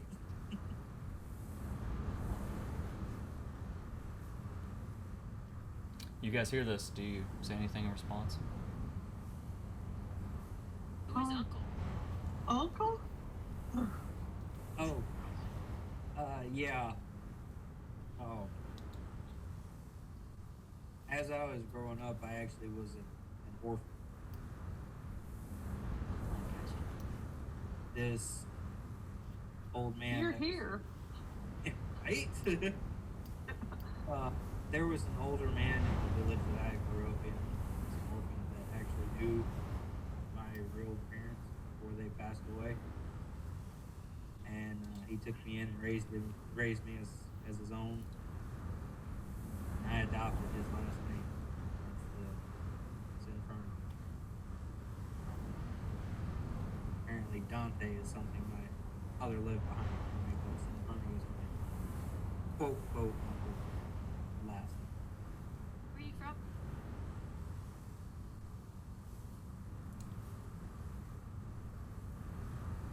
Gave him that look. I'm so sorry. That's a good question. I don't know if we actually. I don't think we ever settled on where he was from when we were right. For now, let's just say somewhere in the far north. We'll work it out together later. Yeah. It's a village very far north. I know you heard me say I was traveling east or west. I started from the north and went south, and then it's pretty far away.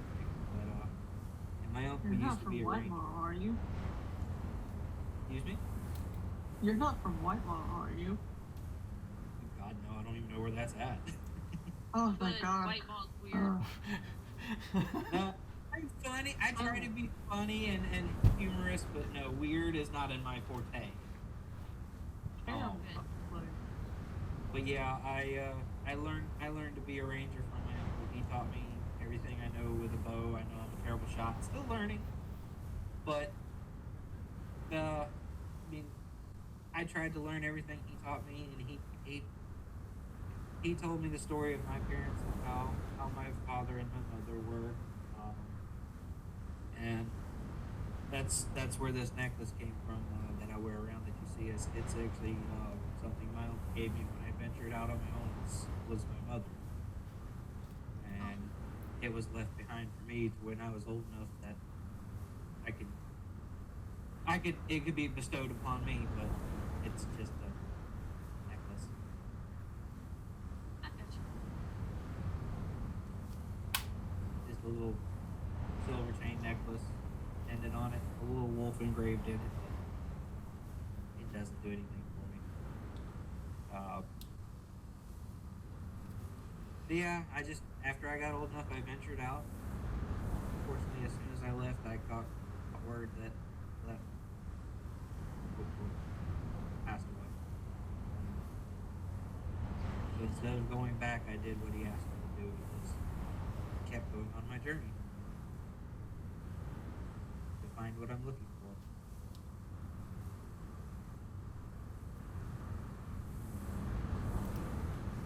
One second. Sure.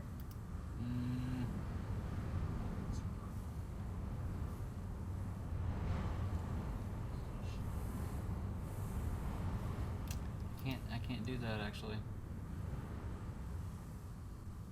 I was gonna deafen those guys, and you and I were gonna talk real quick. You're muted, but you can still hear. I can deafen myself. Sorry. Here. Yeah, I can. There, I'll message you on the side. Dante. I'm not in trouble, am I? No, not at all.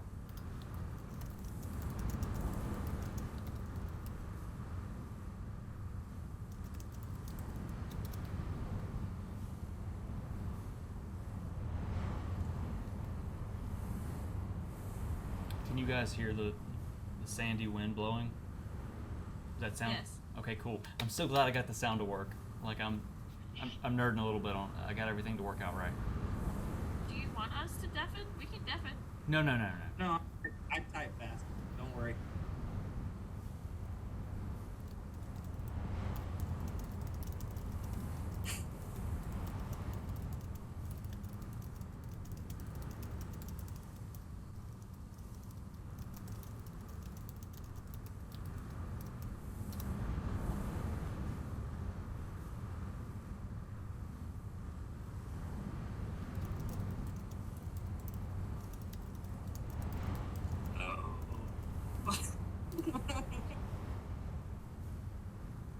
Is bright. You all kind of lay there for a minute in silence. You listen to the wind pick up outside, and the sand blows around. But you know that you're safe.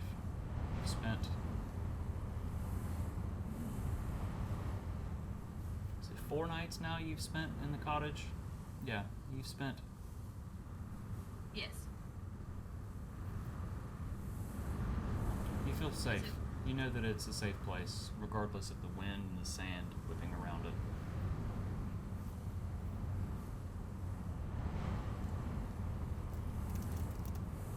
Do you want to know the details on the alarm spell?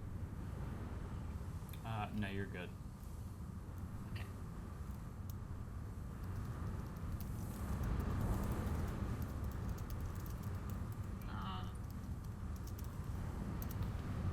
I'm gonna say to read kind of quietly before I get up. I guess I'm gonna be on the top bunk. Okay, so you guys are you guys are sleeping close to each other. Yeah.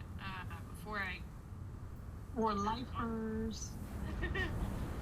I'm gonna crouch next to the bed and kind of whisper to Reed for a few minutes and just say, "Thank you for saving me today." I'm gonna like reach up and pat her. I'm like, I'll always save you. Am I able to hear her saying that to her? Roll a perception check.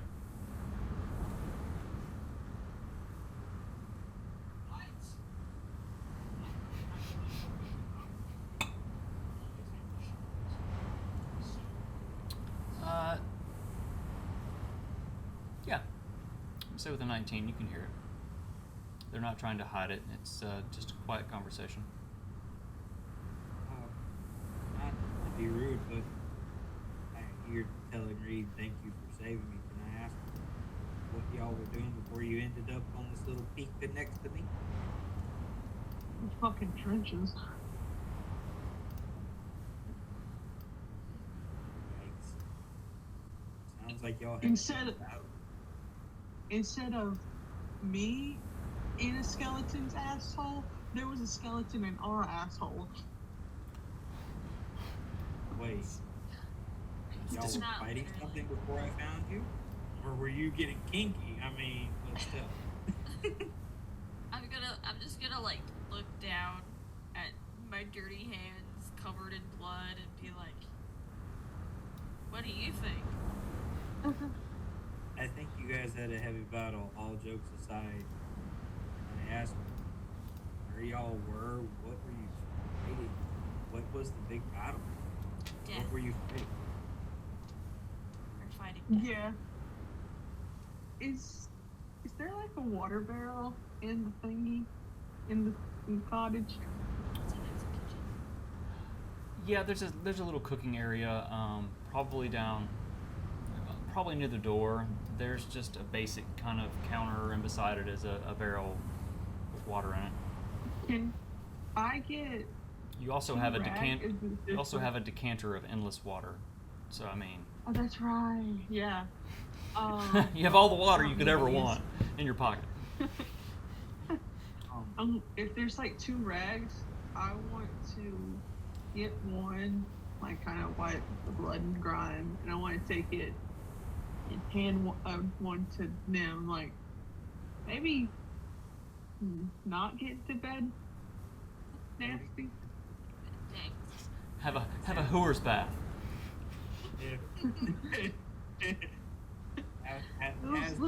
Something. As Nim said, Death, and Dante hears this, he sits up on the spot and locks eyes with him and says, "Who did you say you were fighting?" We're fighting a skeleton in a cape. And his master was dead. Where were y'all at? We weren't far from Aphiasari, actually, little bastard. We were on the outskirts of Murkmire. That son of a bitch. That's where he went. Huh? Huh?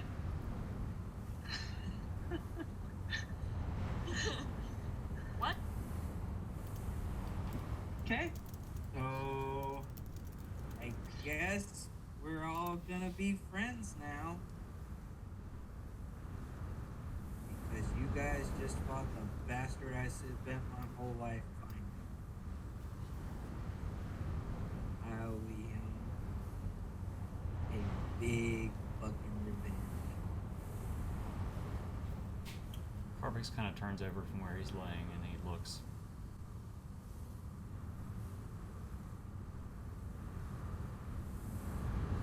You're looking for death. Why? Since I learned about the story of my father and mother. Oh, I see. Who are your father and It's- mother? Your daddy's not death, is he? There's a lot to unpack here.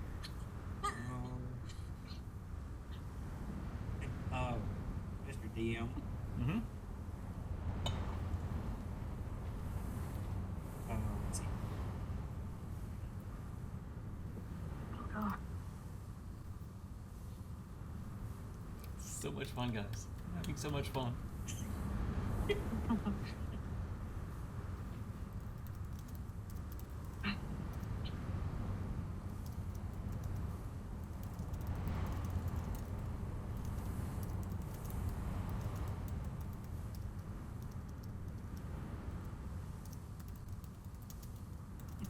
Why are two of the academics together? Is I always. that UG? On your shirt? Who? What? No, this is Bakugo. Oh, okay. I saw really light hair. I was like, who is that? UG Tadori. Okay. So we go back to Nim and Reed asking Dante, who are your father and your mother? And how do I know death? Well, to answer your first question, Death is the one that took my mother and father. My mother, her name was Kyrie Rose. She died in a cave with my father on an adventure. They thought it was an accident. It was no accident. My father did his research and went back and looked and had seen Death's shape in the shadows in the back of the cave after my mother was killed.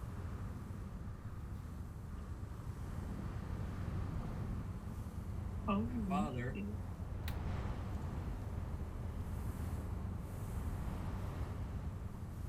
fortunately, my old age here, I forgot his full name. Hold on. Sorry.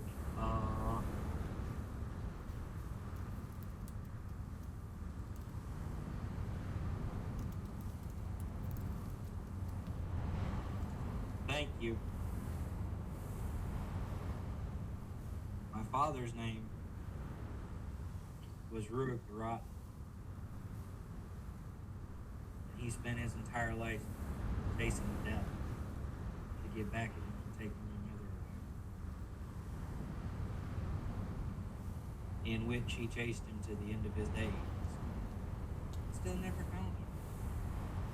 why I was left alone. Because after my mother died, my dad left me in the village and never came back. Only for his end of days. On his last day before he died, he came back to the village. Where my uncle had already adopted me. And gave this necklace back to me. Gave this necklace to my mother. And said, give it to him when he's ready. For the power of the gift.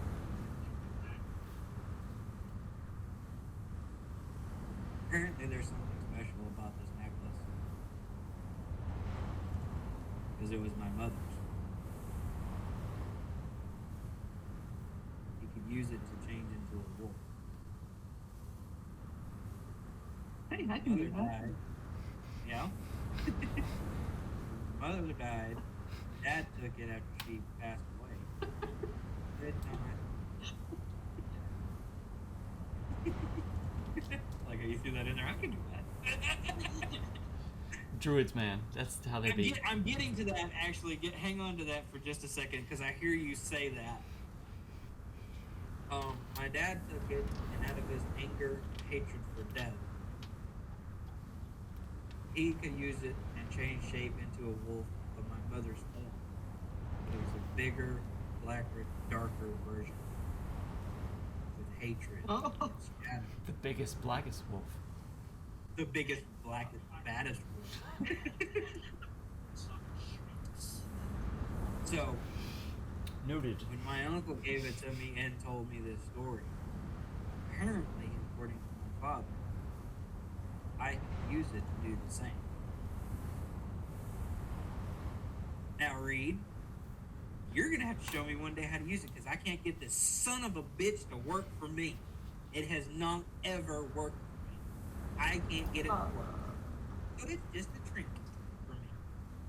And he throws it back down around his neck. I think our ways of earning are a little bit different. I don't turn into your mom. I just I'm so sorry. Go ahead. Oh, so not what I meant, but okay.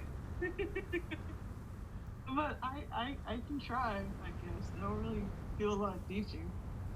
Except for cooking. That's my story, but yes. You guys fought the one person I've set my adventure on for taking my parents away. He's a little bitch. Mhm. Yes, he is.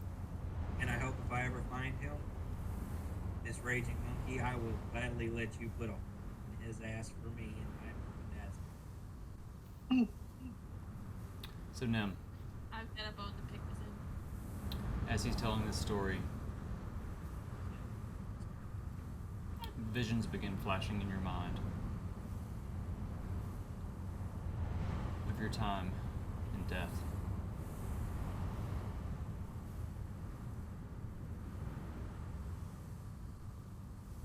The ashen plain, the mountain pulsing with evil, and the hand reaching towards you. You don't know why. Or maybe you do. You're not sure. But as he's speaking, these things flash through your mind vividly.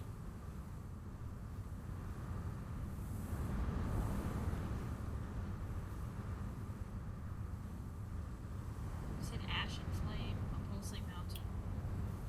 Ashen, the ground is ashen.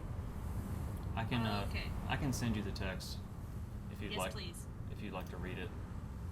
Whenever you had started saying that, my computer started to dip out, so I think I misinterpreted things. Let's see.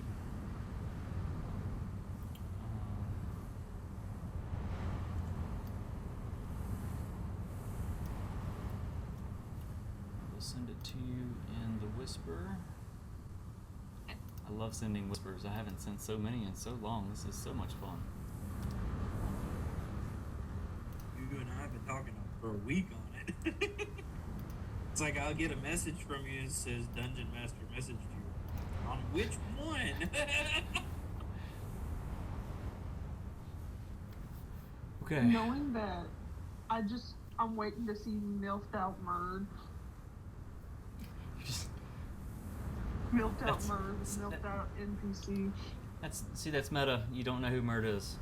Reed has no idea who Mert is. No, I'm saying like off the record. Just Off the record. Okay. Kinda. It's fun playing around the meta. I feel bad. I try to withhold so much information so you can't be meta, but I want to share everything with you, but then it would be harder to play the game because you know too much. So I try to hold stuff back and reveal it as it, like I want to show you the whole world. Like I've got a map of the whole world. They're just parts. I can show you the world. You just haven't been to places. Map is like showed. You should like print it out as like a little poster. Oh no, I'm going to. I just need to finish building it because the primary. I'm just gonna go full sidebar for a second. After this sidebar, we'll take a short break. But I've built out all the places where the PCs are from. Like Nim, your area, you and I have worked together to build it. Reed, I've added places that you've talked about. There's a place called Robin now. I built out for previous Cinnamon rolls. yeah previous players that are on break. Hopefully they'll come back. There's the whole area, the Dragonborn capital for Francis that I built out for him. There's the Halfling area for Reed. There's Terrans, which you saw a lot of his backstory. There's still so much more to that I built. There's Einar's. I've built, like the places that they went, they saw, I built out little maps of just those areas. I cut out that piece of the map, and I'm like, these are the places you've been and you've seen, and where you spent time. Dante, you and I, we'll do this as time goes a little bit. Since we kind of know where you started, we can build that out more. That's kind of how I'm building the world, just in pieces, because pieces that matter. And as you go to places, I'll build other pieces out. Like, as you guys have traveled, a lot of the stuff that you've gone through, I had no idea. I had to build it as you went. I'm like, okay, they're going there, so I need to figure out what the fuck is there. So I did. And that's the fun part. Like, I like doing that. What's this place gonna be? Oh, it's gonna be a swamp. You guys are gonna hate it. Oh, now you're in the fucking desert. What's this called? Like, yeah. So let's take a short break. Grab some beverages, bathroom snacks, whatever, and Sand in our pockets if we need it. absolutely. Dude. Be back in a few.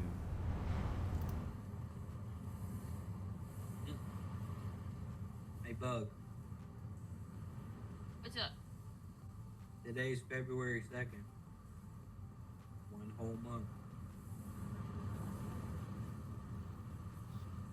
You know what I'm talking about. What did I quit on New Year's Eve? And I'm a month now without it. Yo! I quit smoking January 1st, 2024. So, yay. Congrats! Y'all. Alright, I'm gonna go get some ice. I'll be back. Okie dokie. I'm gonna go grab a drink. Let's go. Come on.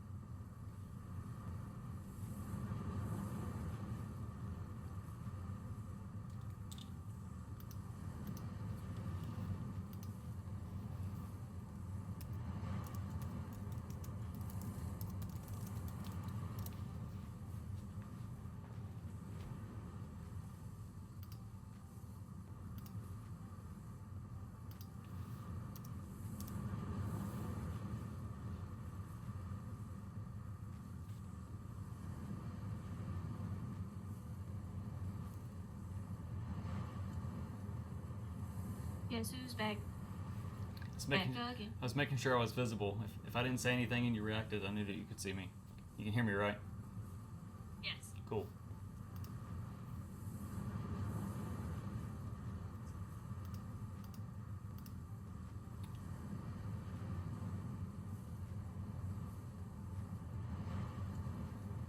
The wind whips with the sand around the cabin. You can still hear that, right? You can't hear the Nope. That makes me sad. Oh, man.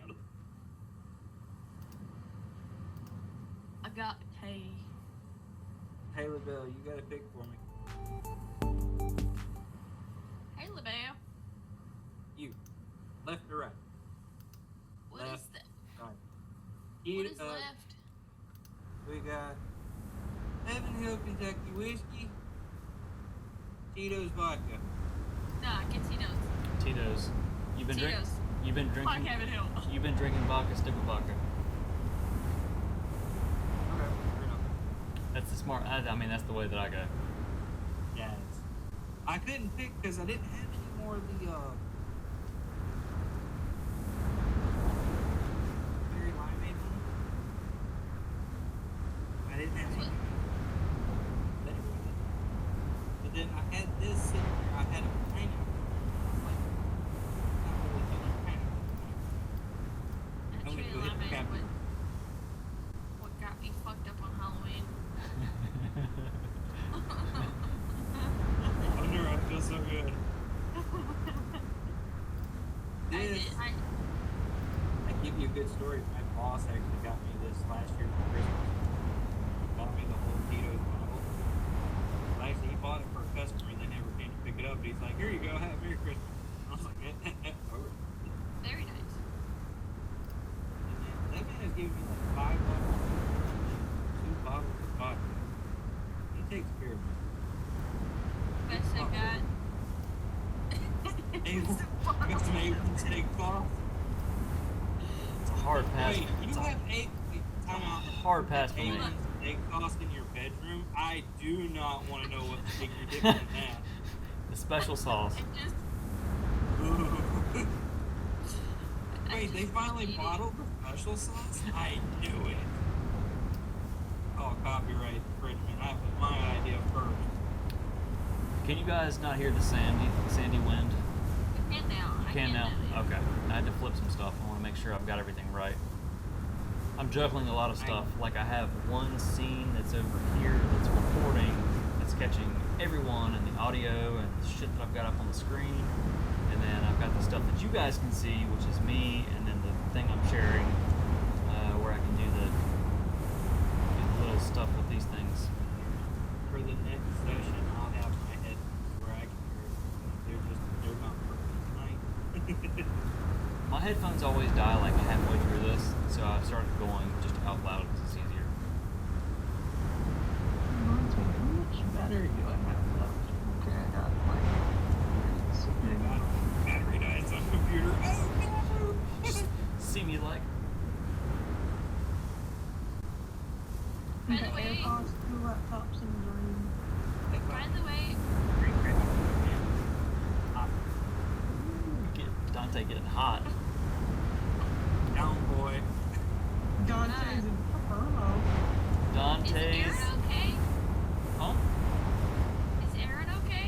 Yeah. Why would she not be? Last time I saw her was at my birthday. She wasn't. We both were struggling. Like I woke up with a migraine. That's why I didn't come in my day. We both were struggling. The beers we were drinking, Tyler informed me because he texted me the next day to check on me because he ordered the same beers that we were drinking. They were 9.5%, and they were talls. They were big old beers. Plus the crit roll shots we were drinking. Yeah. We had a lot of fun. I'm glad you made it home okay. And then we didn't. Well, actually, I went back. Oh yeah, that's right. You had to get her stuff? I forgot stuff, so I went back and actually sat and watched some of the Smash tournament with Tyler and drank some of the beer that I left that he was drinking. Hung out for a minute, and then I came back. It was fun. I was stomping ass at Cards Against Humanity before I left. Like, stomping It ass. was. We need a plan for people. And I know this is going to probably be hard, but I'm sure we can make it happen. We need a plan where you guys can come down here and I get together. It's hard for me to go up. It's hard for me to go up and travel. Especially right now since I don't have a car. It's probably going to be even harder for Faith, whichever direction you are, because she's 700. She's 700 miles She's away. down on the bottom for me. She's down on the bottom for me. So I have all of you across the top because I capture that screen and I throw it onto the stream recording that I've got. Good, Um, good 10 hours away. yeah, she's 700 miles away. She's in North Carolina. I'll buy you a plane ticket. No shit. Yeah. You want to go ahead and do that for me for when I come down in July? Yeah, she's coming down. She's coming down in July for a little while, but then we're going to Florida. So Give me a couple bucks. Yeah, I can see it now. Vincent, where did this money for a plane ticket come from? Oh, it's work related, I swear. it's for this nerd I met on the internet. So, wait, what? No, because then the next question she's going to ask, what's her name? Just tell her she's got to have faith. Just tell her she's got to have faith. Don't do that. She doesn't need another woman in her life. She's already got 3. She's got to have faith. She does. Be Christian. She does. Every time we have a get together.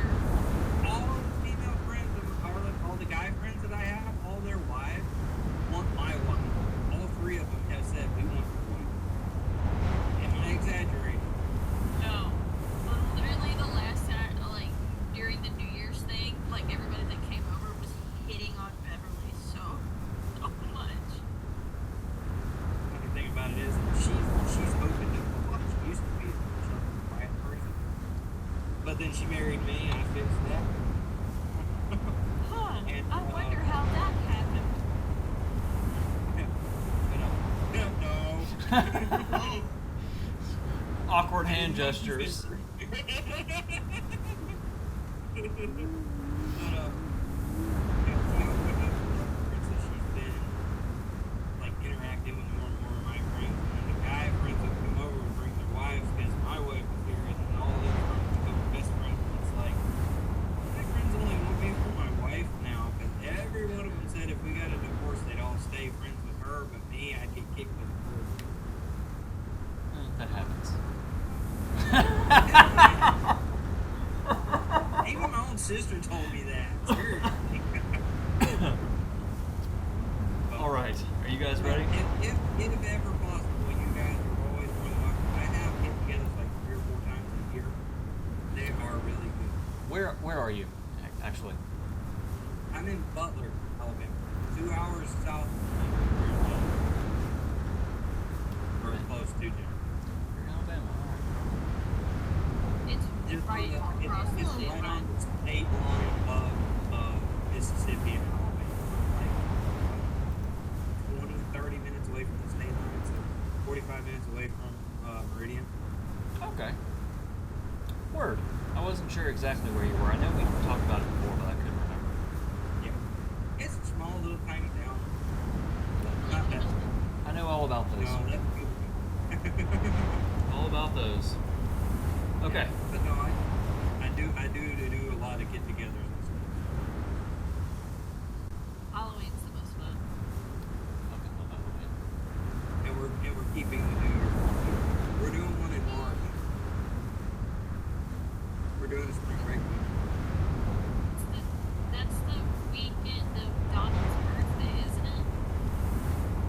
I think so. It's March 16th, if I'm not mistaken. That's when we're going to do it with a crawfish boil.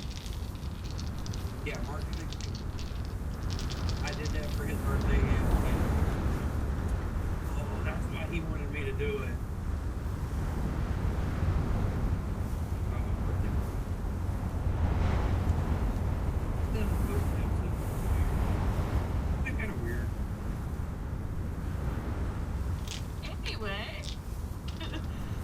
Waverly messaged me, but I haven't answered. My Did I map crapped out. I crapped out. Yeah. That happens sometimes when I Your don't. V When I is don't. not currently posted in game section. Yeah, if I don't stay active on it, it doesn't stay up. I mean, there's nothing really to update currently. There it is. I refreshed it. Everyone can still hear the wind. They can still hear me. They don't hear echoes anywhere. Correct. Awesome. I'm so happy this got figured out. I feel like a super nerd when I'm happy. All right. Back into Truestria. You guys kind of talk back and forth for a little while into the night, learning more about Dante. Sylvie is asleep, Carvix is asleep. The rest of you take your places amongst the beds and slowly fall asleep.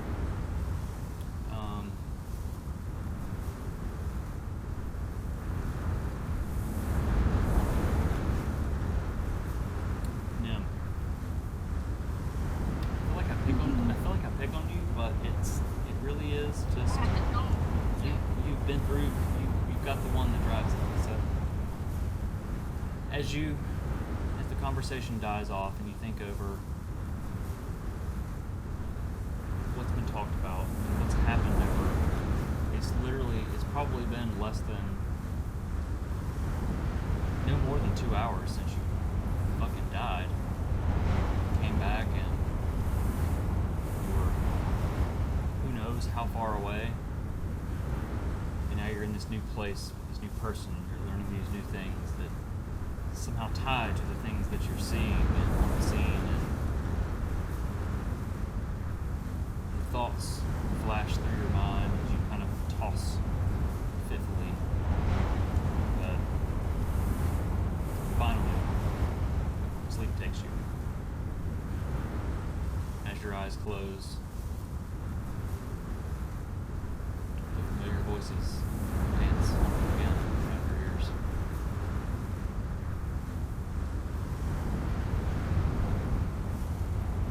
They say to you, the other is taken.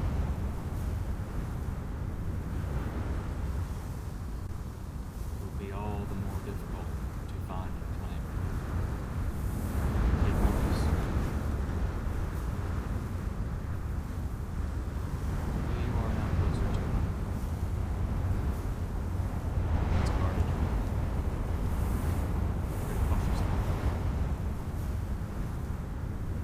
You worked hard to draw the wielder close. In your mind, again, you're not there as you've been there before in your dreams, but the image burns brightly in your mind's eye, the tower.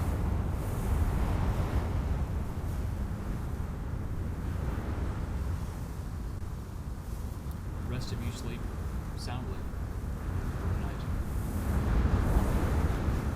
No dreams, a couple hiccups, maybe a nice loud ribbing fart in the night. Nothing out of the ordinary. You all wake, and you wake rested, but uneasy. So everyone take a long rest, charge your spells, hit points, cover half of your hit dice if you've used any. I don't think you have. Long Yes.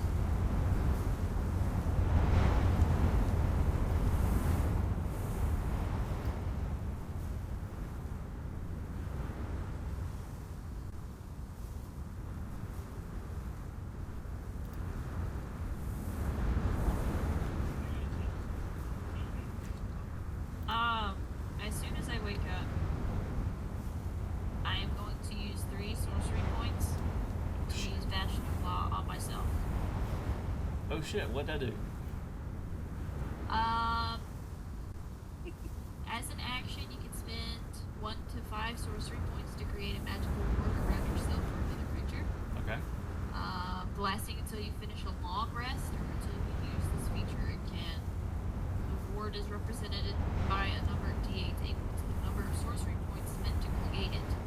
When the warded creature takes damage, it can expend a number of those dice, roll them, and reduce the damage taken by the total number rolled on those dice. Okay, so do you need to roll 3d8s to see how many temporary hit points you have? Is that what it's saying? No, so whenever I take damage, I can expend a die. Gotcha. Okay. So you roll when you take damage. So I use You use 3, right, so you have up to 3d8s. You can be like, nah, that only hurts a little bit less. Gotcha. Okay, cool. Yeah. Awesome. Using class features, I really like it. Alright, you see the windows are shuttered and the door is closed tight. The wind is still trying to whip under the door. A bit of sand has crawled in over the night, across the floor. It gets everywhere. You see light coming in now where it was dark before. It's early morning and you are in the Sands of Surya. What would you like to do? Is the kitchen like a legit kind of kitchen? So there is a fireplace. I don't think anyone lit a fire last night, though the desert is quite cold. You were just so exhausted you all went to bed. There is a fireplace with apparatus there to cook things. The kitchen itself is more of just kind of, there's a flat surface to cut things if you need, and a basin of water if you needed to boil something. Nothing fancy, it's just the basic, the most basic of things. Could I make us like breakfast I do have type a bunch meal? of meat. Yeah. We're gonna have to start cooking. Elk meat. Yes. Okay.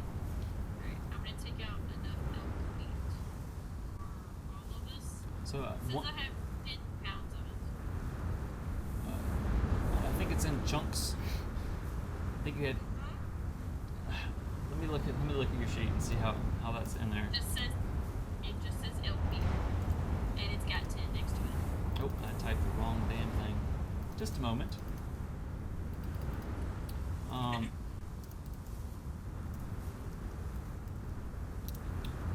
Reed, how long does it take you to cook a meal to do the thing you're trying to do? Does it say an hour? Is it an hour? I don't know. I think I haven't cooked since. If you cook on your cooking thing, it should come up with some deets on it. You spend 1 hour preparing a meal, the quality of which depends on a series of cooking checks. Yeah, you gotta roll some dice. Yeah. Okay, let's see. So Nim has in her bag of colding. Oh, you don't want to eat that. 10 pounds. So I want to say you probably have like 10 1-pound chunks of meat, and probably take how many people are there? 1, 2, 3, 4, 5. 5 of us. I mean, 3 or 4. I mean, it's not a pound a piece. Carvix would probably eat a whole pound himself, so that's one. Rough math, it's probably 4 or 5. Figure a pound a person. So I'm down to 6 pounds. Okay, so 4 pounds of meat. Reed, you have to cook, so elaborate on your cooking. What do we have? Do you still have the spices? You said that I did, John, but I don't have any in my... There's a whole thing there, man, that you missed. Like it's a beautiful thing. So your character won't know this, but you will. There was this old orcish lady who would sprinkle her hand over food. She didn't have anything in her hand. I don't know what she was rubbing off of her hand, but something was falling from it into whatever she was cooking. Forbidden Parmesan cheese. Yes. Forbidden Parmesan cheese. Yep, it was disgusting and hilarious. That was the most fun session. That sounds yummy. Okay, so I'm gonna say that yes, in the Windwalker camp, Nim, Actually, I'm going to say both Reed and Nim. In that tent, you both acquired basic seasonings for cooking. Because you guys spent several hours in there cooking and preparing the stew that you made. And a lot of it, just naturally being adventurers, you're like, and this is mine, and this is mine, and this is mine. So you, moving forward, you're fucking set on that until I'm just like, you ran out. So we don't have to worry about having anything in your inventory. Let's just assume that you can cook and it will be seasoned well. I want to make some killer fucking elk bacon. Ooh, okay. So Smells yummy. these pieces of meat were carved very well. Carvix actually instructed Nim when he was teaching her about anatomy and teaching her about medicine to help her learn more about how to be a healer. He was directing her and showing her how to cut this meat. So it's in these nice, flat, little, almost medallions, a couple inches thick. Canadian elk bacon. Yeah. So you're gonna have to shave these down into slices of bacon. Roll a sleight of hand check for me. As you find the knife, very sharp knife, in the kitchen. Begin slicing it down. I'm sorry. Roll a cooking check is what I meant. Oh, okay. That's. Oh. That's not. Without You that managed. plus 10, that would have sucked. You managed to slice these chunks of meat down. How is it all going to be bacon, or how much bacon? There are 4 chunks of meat. Each chunk could probably be 5 slices of bacon. Is it just going to be an all bacon breakfast? I mean, kinda. That's all we got. The only thing I really have is wild carrots. Does anyone else have anything? What's in the...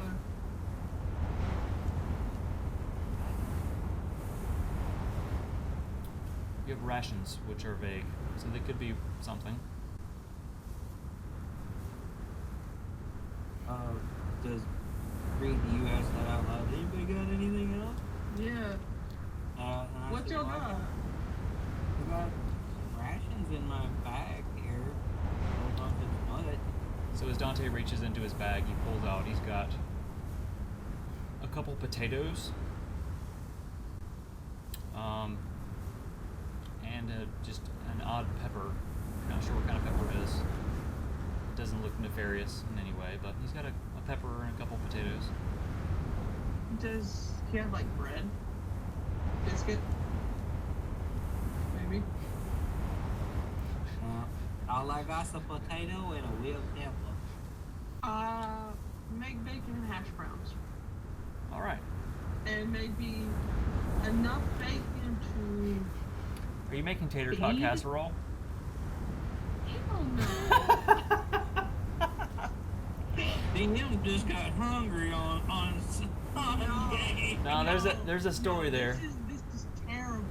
So, on Haley's birthday, y'all are having the time of your fucking lives, and I'm in the fucking trenches eating tater tot. This was supposed to be cooked when Aaron was home, and I had a growler that I was gonna get drunk off to have this down. I sent a picture to Aaron. Hold on. It's not like it's not a well thought, beautiful, like fantastic tater tot casserole. It is hot garbage. It was soggy. It was cooked at 7 a.m. and left in the fridge to fester until like 6 o'clock in the evening. The meat was just gray. Oh, my bunny slippers just ran for cover, girl. So Jesus. this sounds like the perfect Hold meal. on. The perfect meal for the Sands of Surya. I'm kidding. Okay, so you slice all of the pieces of meat successfully. moving on. So sorry. Into these nice thin slivers, and you place them. Did you start a fire? Yes. Okay. Oh dear God. She puts it over a cold, empty fireplace. I'm kidding. You start a fire first, and then you carefully slice I was the meat. fancy, and I did produce flame, and went. Gotcha. All right. There's a nice, happy little fire crackling. Everyone wakes up, and Reed's carving meat.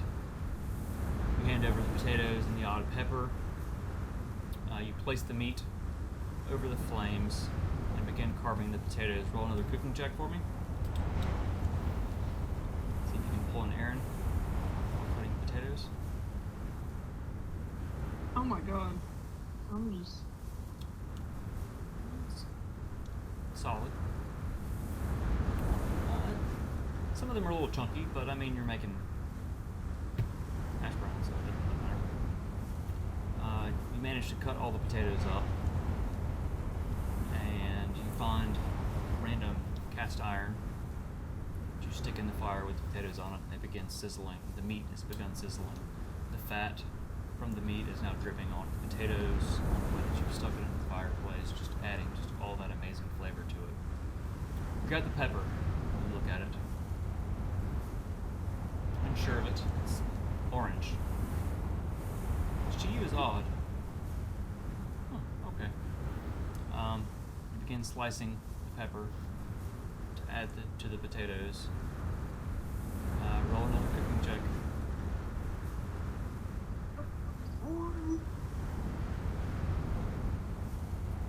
You gotta be fucking kidding me. It was a 10.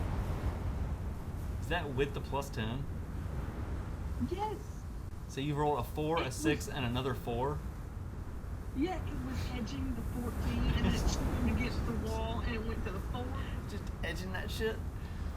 Just gotta love the edging. I can't help her with any of this. I mean, I have the spices, so I'm probably assisting. Okay, she's assisting you on this one. So roll the last cooking check with advantage. So roll one more time. This is the tricky one. Oh my God.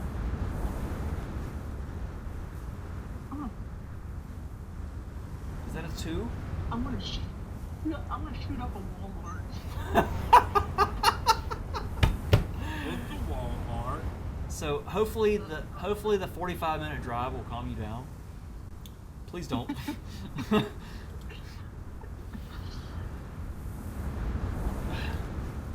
So as you're cutting this pepper, you're like, ooh. Your nostrils start to sting a little bit. Cutting through it, you manage to cut the entire pepper. Your nose is on fire. And you make the mistake of rubbing your eye. You're like, ah! Ah! And heat swells through your face. And your face immediately swells up. And you cannot see out of your right eye right now. What are you gonna Am do? I standing right there? Yeah. You're right next to her, like. I'm see gonna me? use shape water Okay. on the barrel and try to like. So you're gonna water bend some water onto her face. Try to like soothe it a little bit so she's not touching it.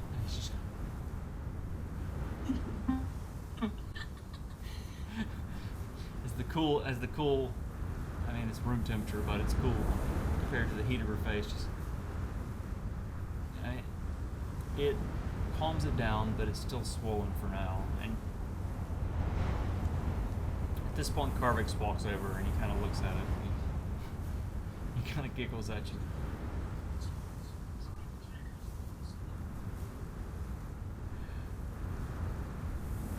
It's probably going to smart for a little while, but it shouldn't last too long. He chuckles at you. It's a hot pepper, huh? No fucking shit, Carvix. Eyes twitching.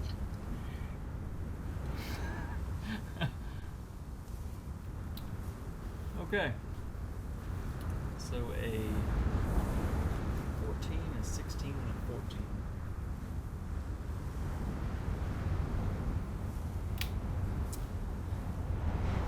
What are you doing with the peppers? Are you going to throw them into the potatoes? You like saute it with it. Oh, yeah, yeah. A little wrist action. You cook them down. That'll be fine.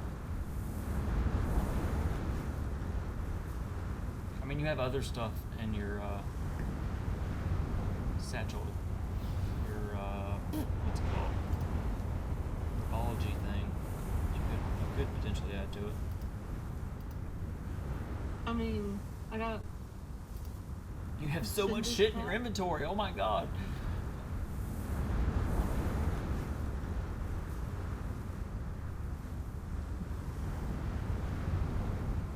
If we had bread, I was gonna like mix the plums and the bell swap honey. But we don't have bread. You don't have bread. Yeah. So are you gonna do anything with the Sorry. peppers? You cut them up and that's it? I saute them. Okay. Kind of. So you got the one pan, you kind of throw them in with the potatoes, and you kind of shake them around. They're sizzling. The meat is dripping. The drippings from the meat are falling into the potatoes and the peppers, and you can see just the seasonings that have been added by Nim assisting you. It's starting to smell just rich, delicious, and everyone else is now paying attention to you cooking, and their mouths are watering. That smells good. After about an hour, you start dishing plates out and passing them out on the pepper potatoes, with some slices of the elk Canadian bacon. The elk. Let's see what's in the north here. The elk white Mauian bacon. The elk Windwalkerian bacon. That is what it's called now. You pass a plate around to everyone, divvying it up. You give a little more Carvis, because he's a big guy. You understand this, having spent time with him, and you all eat. Let me read about what actually happens. So, as you eat,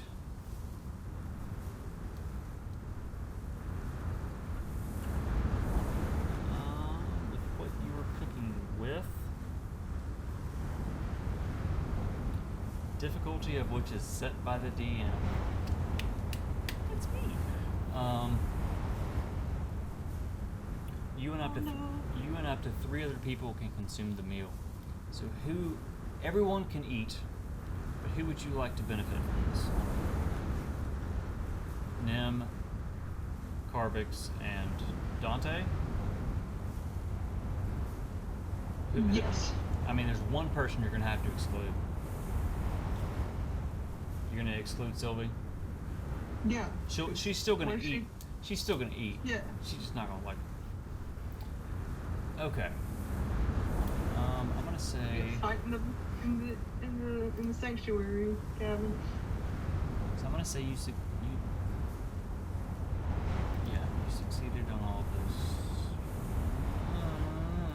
No. 14, 16.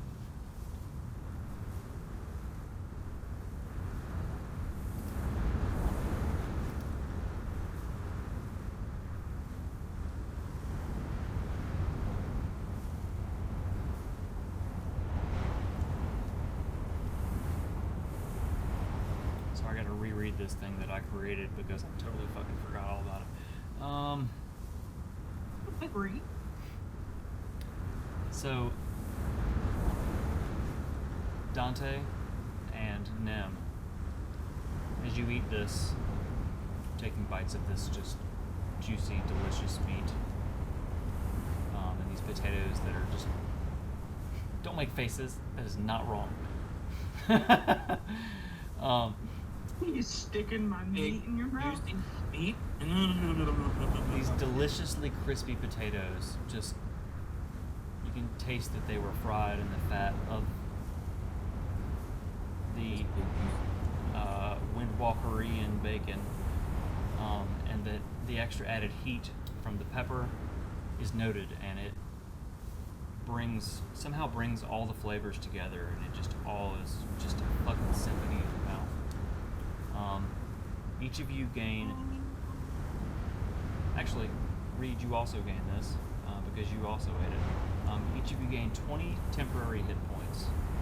So on your character sheet, next to where your hit points are, you can add temporary hit points. If you click on it, it'll come up and you see temp HP. You can add 20 temp.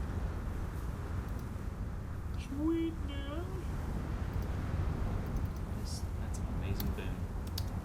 I love it. So how did temp work? I've never had that interjected into a So session before. they are taken first. No matter what, the damage you take is taken from your temporary hit points. You cannot regain them. So, say you get hit and you lose 19 hit points, then you have 1 temporary hit point. Then say you get hit again and you lose 2 hit points, you lose the 1 temporary, and then you lose 1 of your actual hit points. You can gain your regular hit points back. You cannot gain your temporary. They're just a 1 hit and they're gone. It's like extra. Nerd. It's just extra. Yeah, I was gonna say nerd moment, kind of like just like a one-time use overshoot. Yeah, just extra added health. Yeah, overshield, Overwatch. That's a good way to look at it. Gotcha. Yeah. Fucking nerd. I knew exactly what you meant. How dare you? All right. So as you guys sit there, it took an hour to cook this. The morning, you can see the light has shifted a little outside through the cracks in the door and the windows. Not much conversation has been had. It's been quiet. Sylvie eats and is frankly not impressed because she a fucking bitch. She gains I'm no. gonna make her a chocolate pie. She gains no temporary hit points because only 3 people can benefit from that, or four people, yes, because Carvey's got them as well. You guys spend the next couple minutes eating. What do you want to do? I'm going to very quickly draw in my notebook. I'm going to be drawing a picture of Devante. I'm not going to be saying much. I'm going to be drawing, and I'm going to eat really fast, and I'm going to draw. Okay. And then once I'm done, I'm going to turn around, and I'm going to turn it around and show him. Okay. Do you have something to show, or is this just? Did you generate something? I sent it the side combos. Side combos. Okay. I don't get notifications because I'm in streamer mode. Good. Whoa. That is spot on. Looks just like me. Although, slightly dashing. Is there something you want to tell me? Do I look dashing to you? You do look dashing. I know, right? A voice from nowhere in the back of your head says, "You do look dashing." Damn right, voice in the back of my head. I am dashing.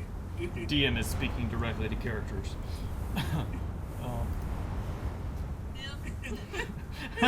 can hear your voice like behind me. You damn right, you do look dashing. I'm just be sitting there like, Heroes? God. Arrows? Death? What? Oh. Oh,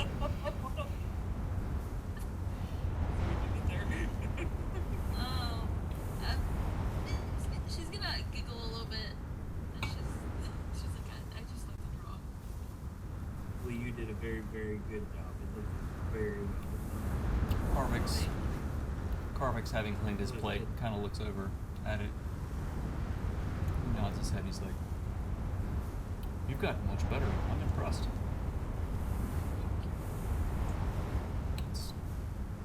Good job. High five. One question, Miss Nim. How did you get so close to see the markings on my necklace? Did you hovering over me last night in my sleep? Don't worry about it.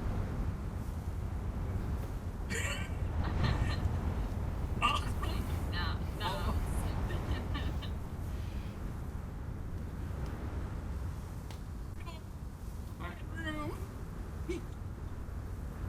So what do you guys doing? I'm gonna keep eating because I hadn't eaten a meal like this in a long time. And it's gone. Oh, is there any more? Can I have third? Thirds. I'm gonna imagine just looking at a watch. There's nothing there, but I'm gonna be like, hey, it's about time that we step outside.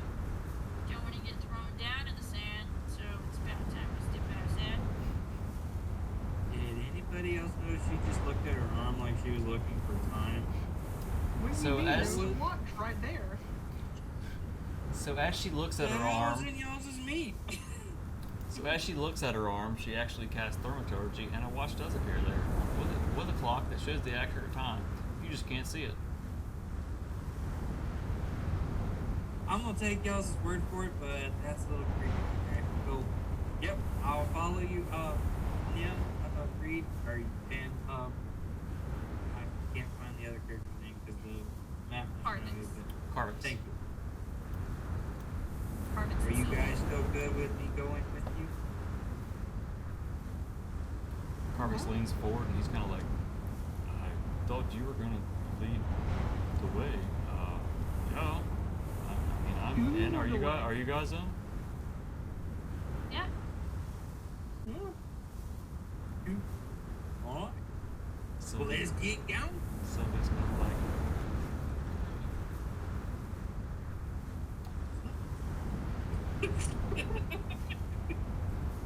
I love it. I love it. New characters are agreeing with old characters. Anyway, you guys exit the cottage sanctuary. Do you dispel it now? Yes, I do, and I'll take it. It's gonna form back into the orb. So as you hold the close scroll out towards it, it swirls and shimmers and just disappears as the sand blows through it. And the scroll in your hand reforms into I'm ready. I'm ready. a stone, Ready. a stone orb with there were some kind of veins running through that orb. I don't remember the description. Into your hand, it's the size of an apple.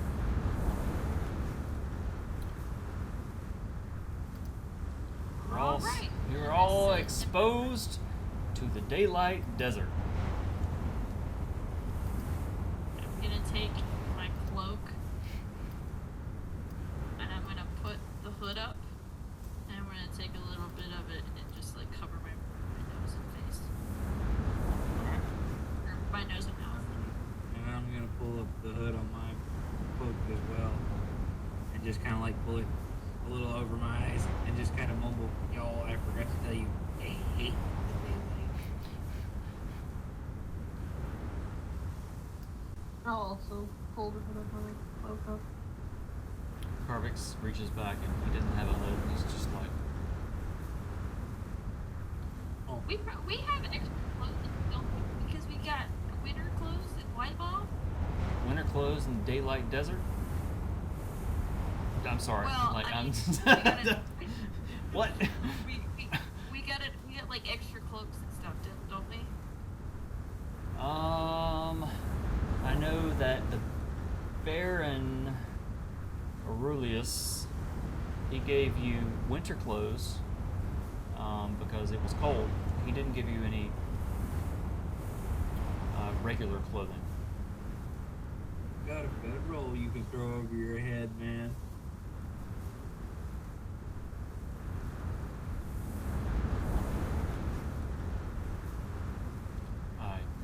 I don't think that's going to do it. I'll be okay. Mr. Dante, which way shall we proceed?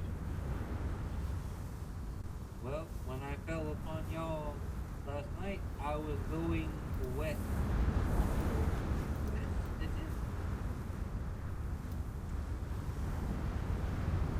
Begin your And I follow. So says the magic red dot on the map. This way. That's the way you were going. This map still says nighttime because I didn't make it daytime. There are other maps that I planned daytime or nighttime because I wasn't sure. This one I did not. I'm so sorry. So sorry. I didn't plan this one. So you begin your trudge across the barren desert landscape as the wind goes past carrying sand. It's uncomfortable.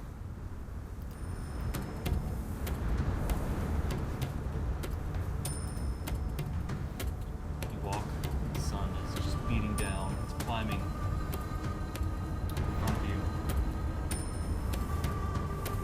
slowly up the sky.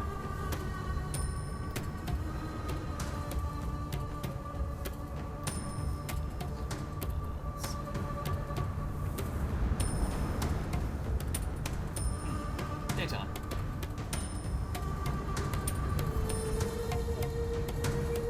Jeez, hold on. Oh my god. What? Sorry, I thought I hit everything. Let me add you guys to the map. Oh, so many characters, I miss all of them. Yep. And so. They floss in their bag. Alright, so. Thought I had everything hidden. I did not.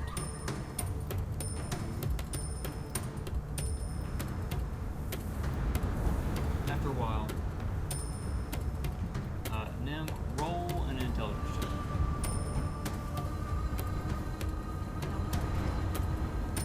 Yes.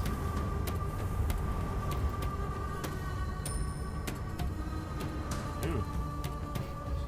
Ooh. You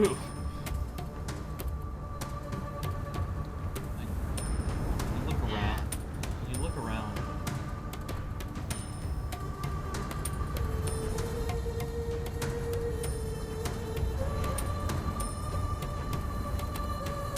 You think in your head, does this place look familiar? But you second guess yourself and you don't say anything and you let it go.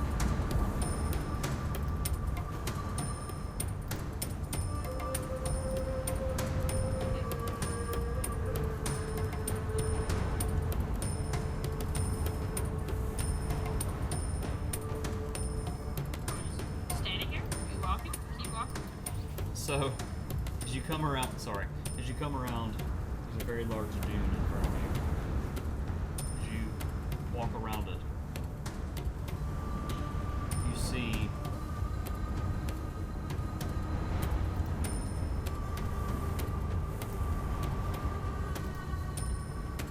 a spire sticking up out of the sand. And immediately, now you know that you've seen this before. I'm gonna take out my staff. Or I guess I've been holding it, but I'm gonna put it in both hands and say, I'm gonna lean over to Corvix, read, and I'm gonna deliberately say under my breath, this is where the toll guided me.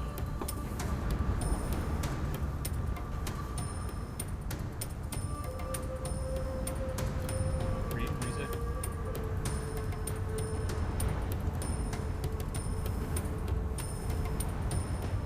Read? Hmm? Did you hear what she said? My right earpod crapped out for some reason. What did you hear?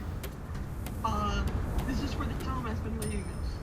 Okay, yeah, that's all it said. She said that she said to you and to Carvix that.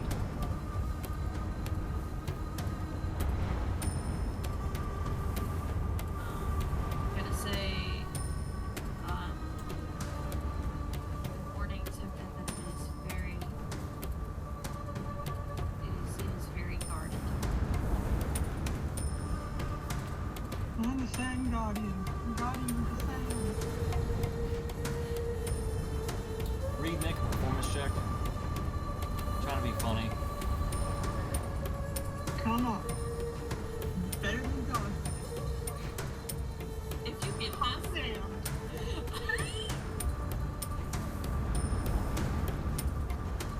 14, I'm going to let you guys decide how you want to respond. If you want to roll something against it to see. If you want to roll against it, roll a straight intelligence check against it to see if you want to roll, or you can decide how you actually want to react to this. Hold on. Just give me. So Carvix is not amused.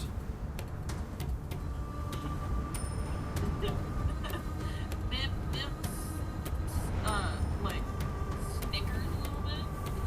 They keep walking.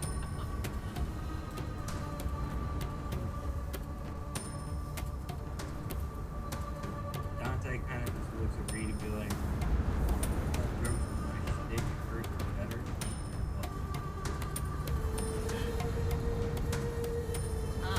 Carvix I'm gonna turn around. Carvix hears you say that, Dante, and he chuckles.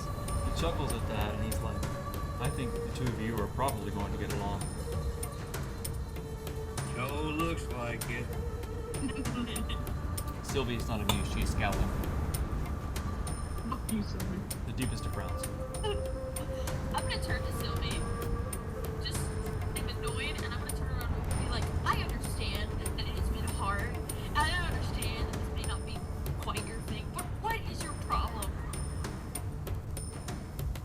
Reed.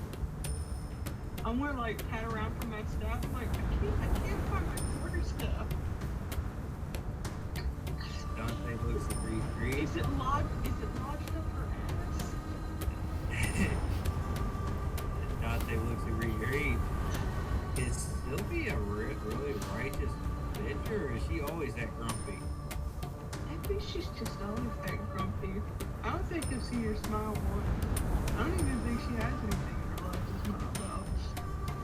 I'm afraid if she smiles, her face is gonna crack. It's gonna crack more than the dudes on this sandy earth here. What's You going know, on?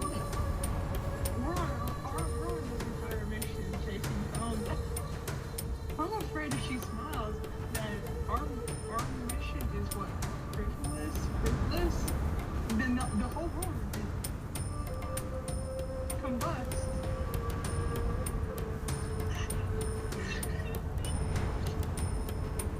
It's always the quiet Come to the desert tomorrow.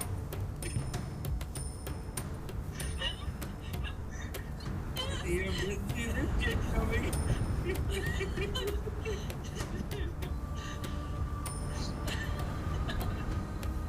I'm just gonna sink down into the sand. You started it, Neil. We're just backing you up. Yeah. Cracking jokes at her expense. I was asking her what her deal is. I was offering a suggestion to what her deal was.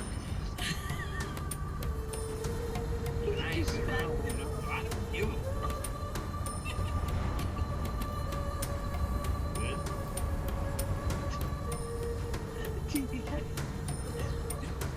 Oh no! Suddenly. Suddenly, Steve. That's the big joke. It's still just gonna be BBG. Big bad. Big Betty guy. Big bad evil gal. Yeah. Big bad BBEB. Big bad evil bitch.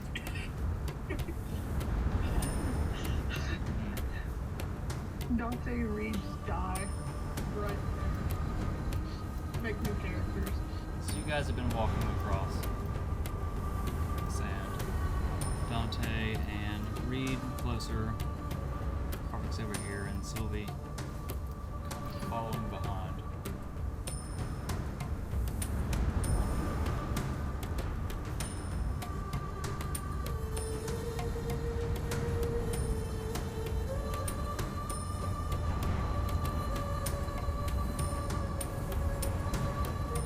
Sorry, I'm thinking. The dice is not letting me decide well. Okay, that's a 1. So that's gonna help me decide. Sylvie's gonna hold her hand up and be like, you know what? Fuck you, Reed. Fuck you, new guy. I don't even fucking know your name. Harvix, I thought you were cool. Thank you, Nim. You seem nice, but, I mean, fuck you guys. And she walks the fucking way. Oh, she not rolled a 1. Huh. You see just her shadow across the sand as she walks away. Well, And walk away. good luck to her out here. Maybe she'll actually do something. Fuck you too, bitch. Big saying to Sylvie.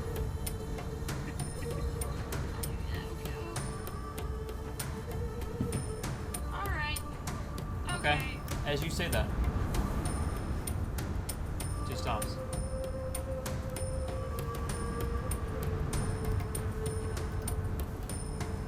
She turns. She looks at you. Looks at who? Dante. And she's off the map at this point. Can you see people off the map? Yes. Yes. She's off the map at this point. She begins walking back. Slowly. I'm gonna walk around going between him and Carfix. I'll be your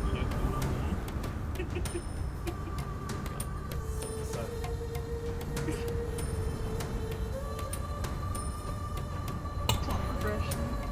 Pissing off NPCs. As she walks, I got fun with one. I couldn't find him running. the heat, the desert, the sand flows across. It almost seems as if it's a mirage. You can't tell what's happening. As she gets closer, you see her form shifting, growing, growing.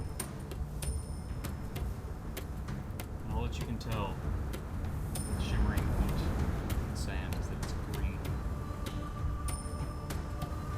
And it's huge, gargantuan even. And as you're watching, the form seems to shift and raise up into the air. Larger.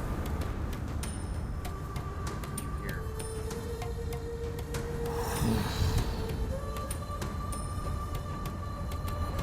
wings flap, sand blows at you.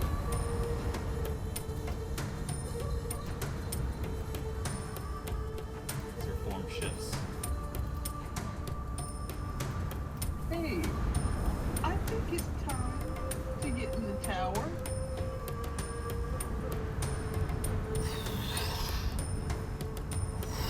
In the sand, the wind is blowing across, but every flap of the wings is redirected. As you went past, you hear a voice.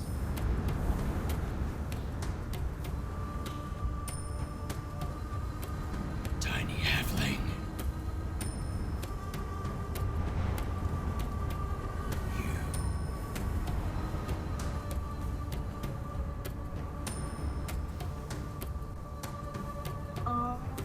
No, there's no funny halfling named you around here. Maybe if you try the next desert over, she knows who the fuck you Oh. are. I'm gonna grab Reed by the bicep. I'm gonna grab Dante. And I'm gonna try to start running. As you begin running, she opens her mouth and expels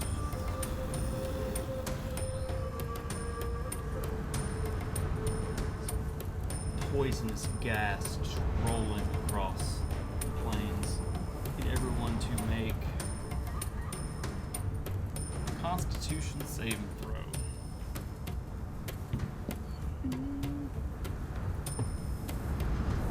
I'm gonna do my throw, but hold on just a second.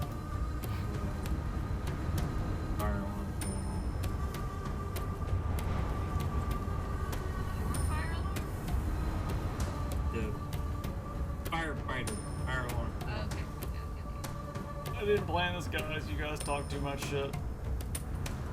Big reveal. Big reveal. Guess what? Did you suspect it? No, I just thought you were I knew I didn't trust her. Sylvie was AWAC all along.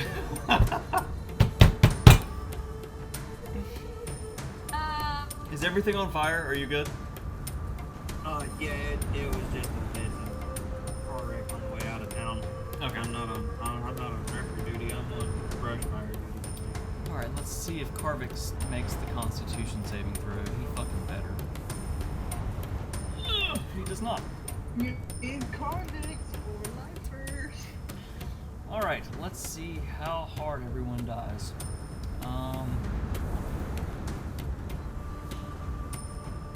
Is that Liv's fault?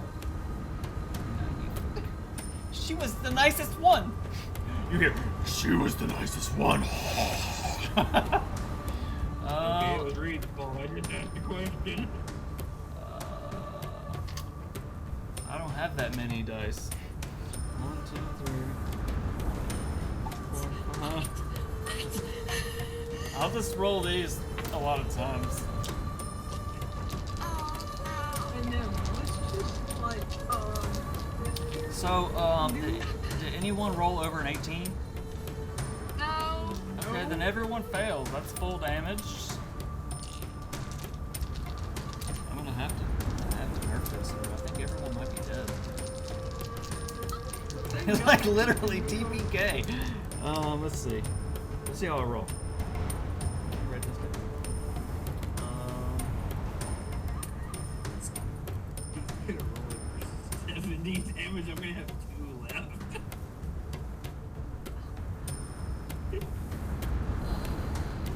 oh no. Okay, let me just do some. Ow! I may do flat damage. That may be easier than rolling 20d6. 20.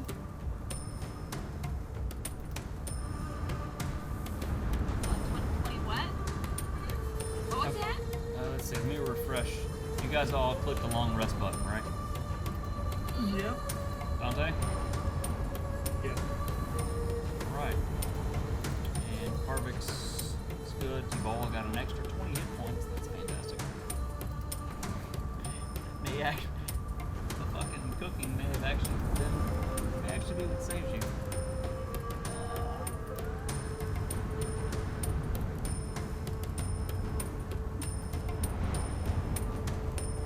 Fucking shit, guys.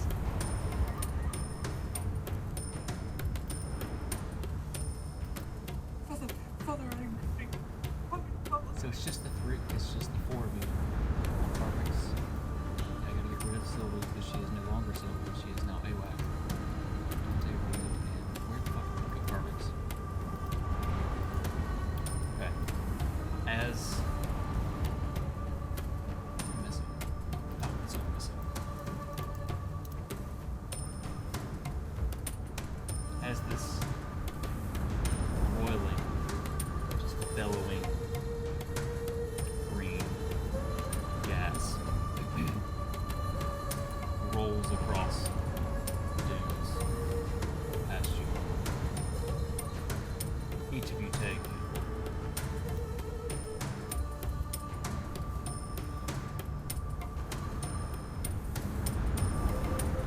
60 poison damage.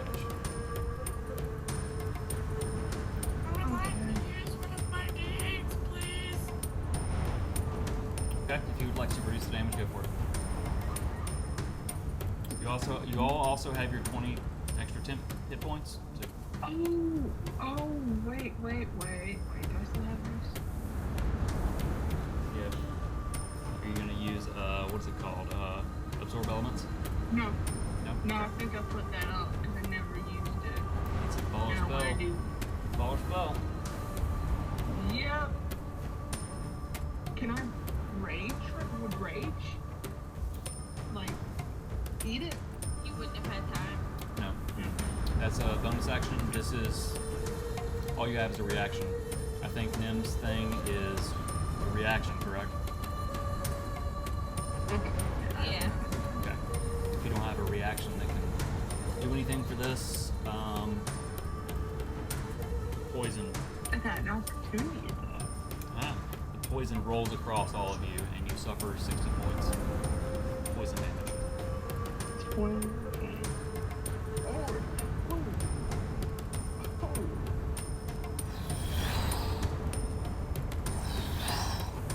She just flaps there, waiting on the wind to blow the poison away, seeing who is falling. How y'all looking? How y'all looking? 35.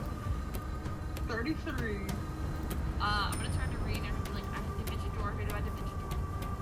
Who do I dimension door? Get her the fuck out of here. I can what? I can get us out. Oh. I'd be like, sorry, Dante. I'm gonna run over to Carvix and be like, you got this, Reed. I'm gonna touch Carvix's shoulder and dimension door this way. Sorry. Hang on, let me pull the map up. Which way? This way. Okay, how far can you go? You can go 500 feet, right? Yes. To a point that you can see in your mind. You don't actually have to see it. You just can imagine it, right? Just within 500 feet. So Yeah, I'm gonna go right there. So 500 feet is, I mean, fuck, it's 216 feet to the top corner of the map. That's Okay, not yeah, even half the distance. I'm just gonna dimension door right here with Carvix. Okay, let's go ahead and move your things. Yo, what you leaving me behind for? I'm the one of the lowest health. I got 32 left. I'm here with you, man. As the Got poison my back. as the poison cloud blows away, How much did Dante weigh? more than you by over half. It would take a serious strength check, Reed. So as the poisonous cloud blows away, mixed with the sand, a whack in the air, flapping her wings, is washing around, and she looks up in the distance and sees that Carvix and Reed are somehow much further away. And then Carvix and Nem. I'm sorry, I said the wrong cranberries. She looks and sees the new stranger, just hovering, flapping her wings, and looks to Reed.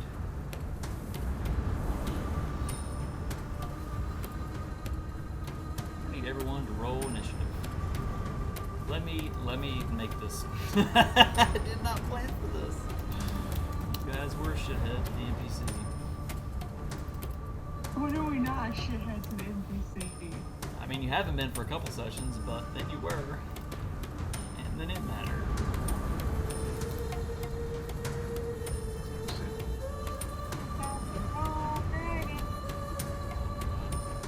this wasn't planned. She wasn't supposed to be AWAC, was she? I knew it.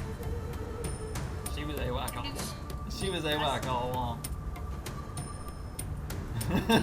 It was so fucky. I'm like, please trust her, please trust her, please trust her, please trust her, don't be fucky. And we let her travel with you for a hot minute.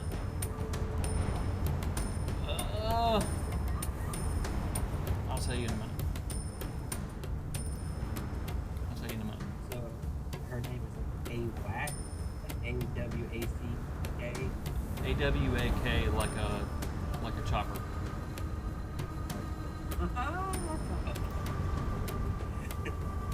I identify as a Apache toaster.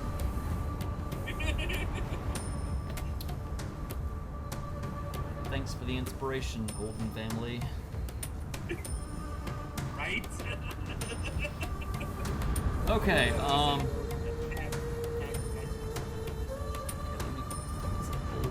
combat encounter. I don't even have music for this. I was not planning for this, guys.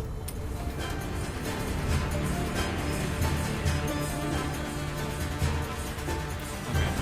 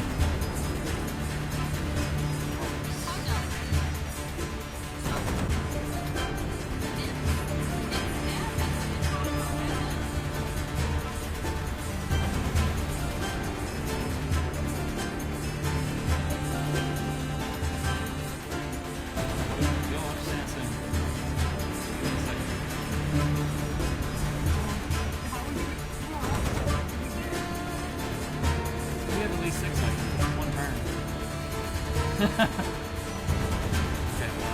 see.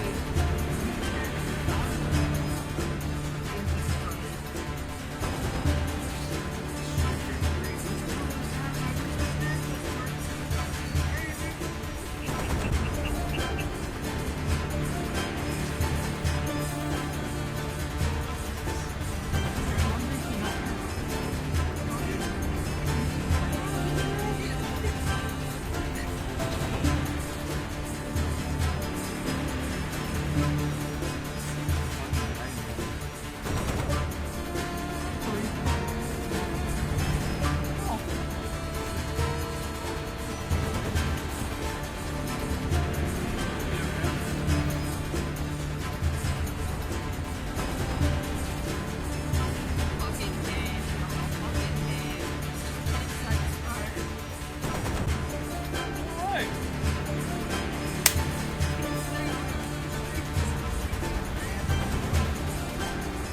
It's too late. It's too late to worry about getting in trouble now. Just say what you gotta say.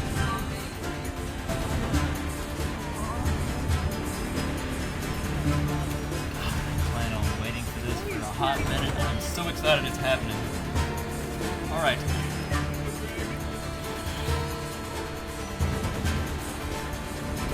Come around.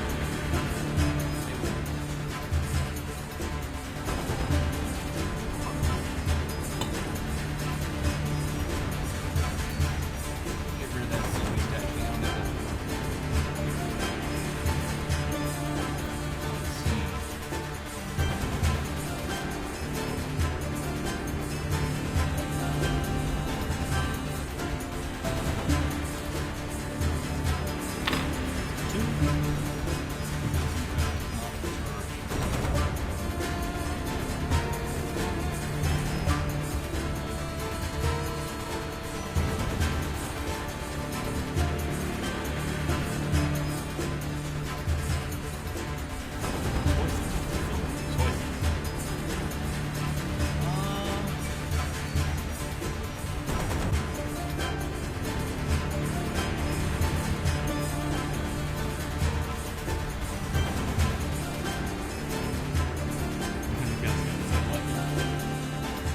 I have conflicting information on here, and I looked at the one that has the lower numbers. I typed the number wrong in one place. I looked at the other place, it's probably one. Let's see.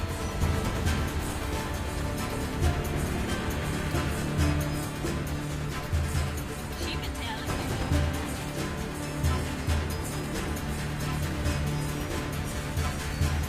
She green. What?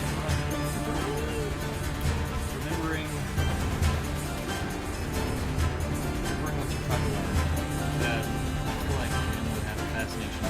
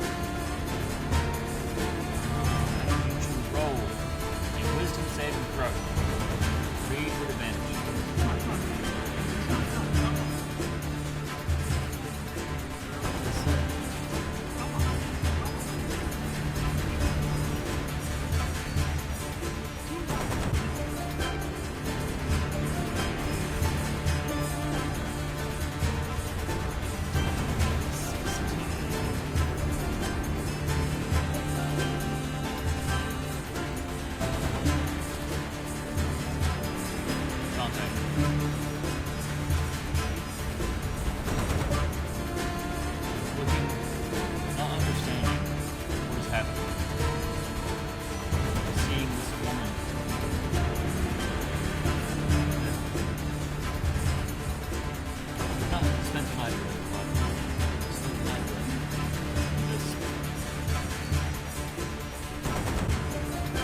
This about it. It seemed bitchy, and you talk shit to her like she was normal.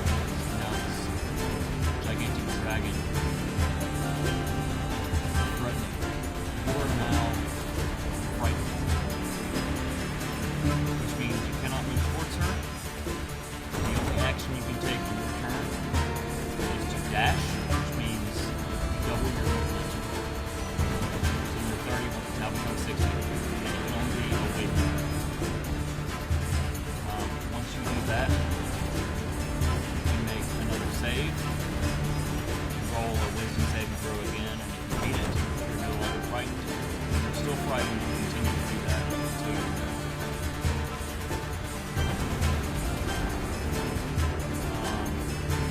That's the end of your turn.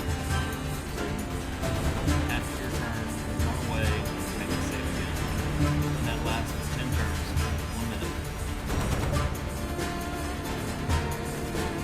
Read. You feel the dragon exude his presence across the sand. Your diminutive, just in your form.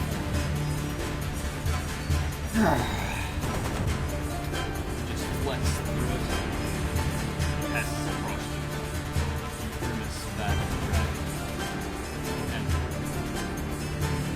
I'm gonna say, I'm gonna do this for you, but I feel like this is exactly what you're gonna do. You just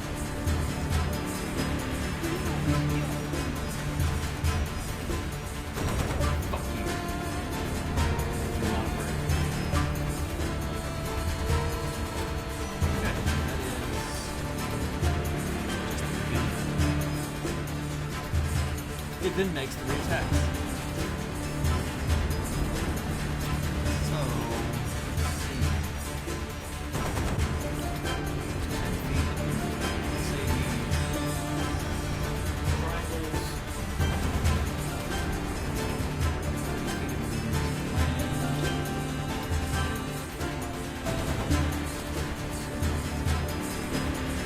30 feet of movement it runs through the sand, throwing spray behind it, sprints towards the reef. Runs at you.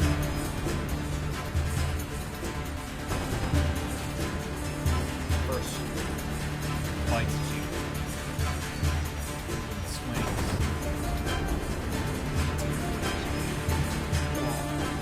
Its claws. So the first one is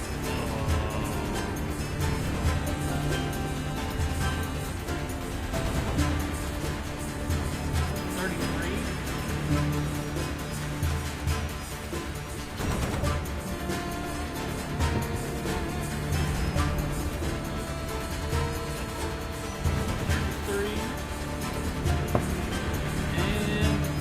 And a natural 1. Hey, you got lucky. It's a 1.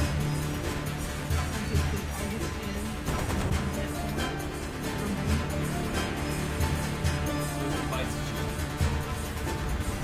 You manage to kind of pull aside its teeth straight across your arm.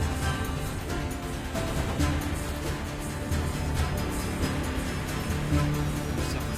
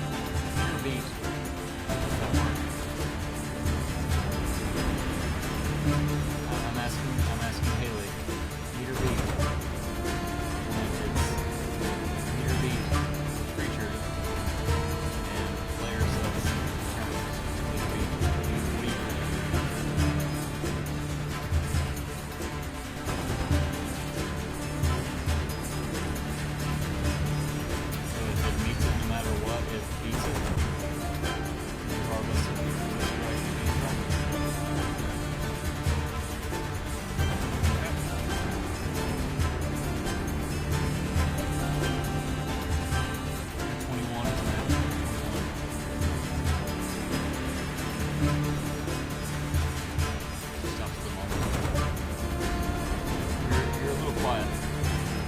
Taylor. I don't know if it's just me, but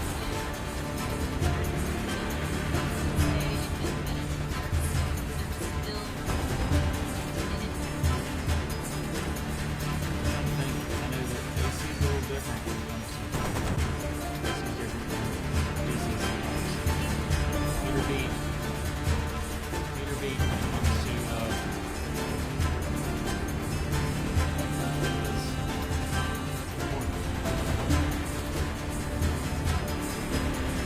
I think if they whack net it, it's not doing nothing. Yep. So your 21 intimidations net with a 21. It's like your intimidation.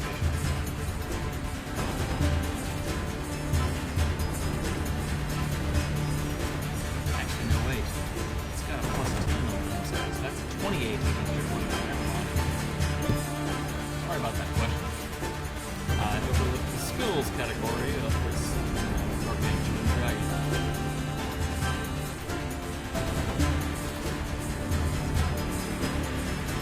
It looks at you and its face furrows in anger. How dare you!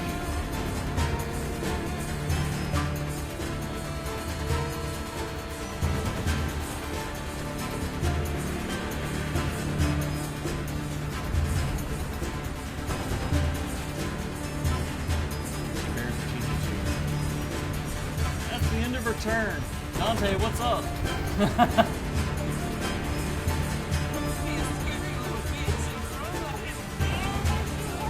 You can run 60 feet and it has to be away from the dragon.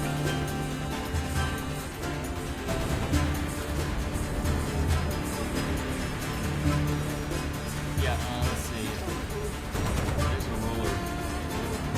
You can run to about somewhere right here.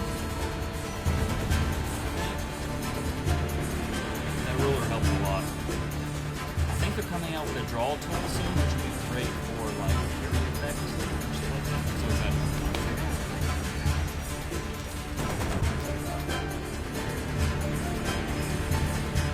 Well, Dante turns and just full on.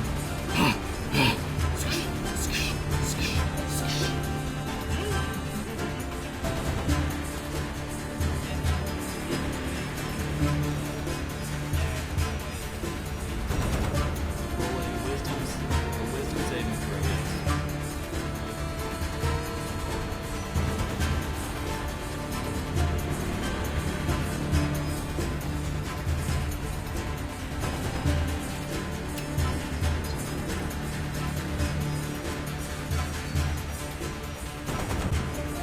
So as you run away, you're thinking to yourself, I'm not scared. I'm not scared. I'm not scared. You stop in the sand. I'm not scared. And that's the end of your turn.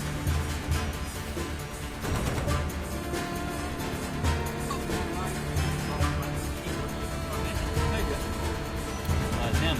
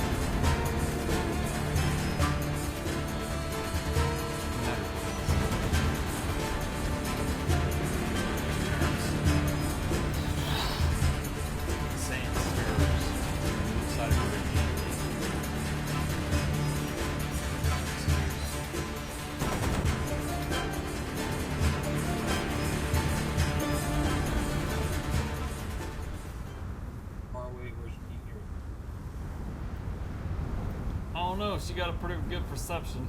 No, yeah, she's gone. Bye. Have a beautiful time.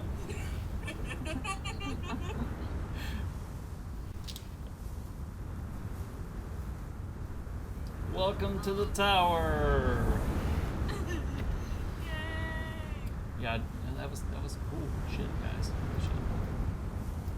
All right. They need some digging pants now. Okay. Yeah. As AWAC flaps away, the sand is settled, and in the distance you see the slight mirage, the heat across the desert. You see her form moving away in the distance, growing smaller and smaller on the horizon. What are you guys doing? I'm running straight past Dante, like full sprint all the way to Reed. And I'm gonna grab her by the shoulders and what were you doing? Why didn't you run? You can't die on me! I can't save you!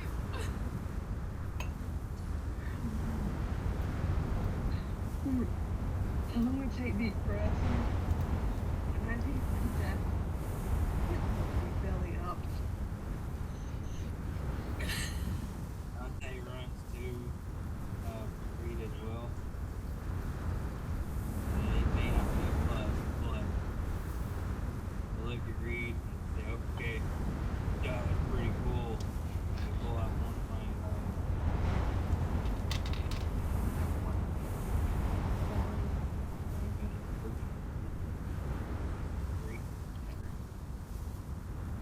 I pull out two of them and 8 months, but maybe this will help. Alright.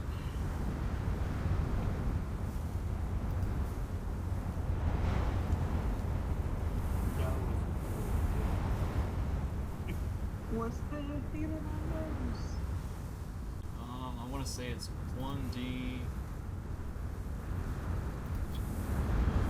Let's see. 1D4 plus 4. So I got 2, so that's 2d4 plus 8. Let me check.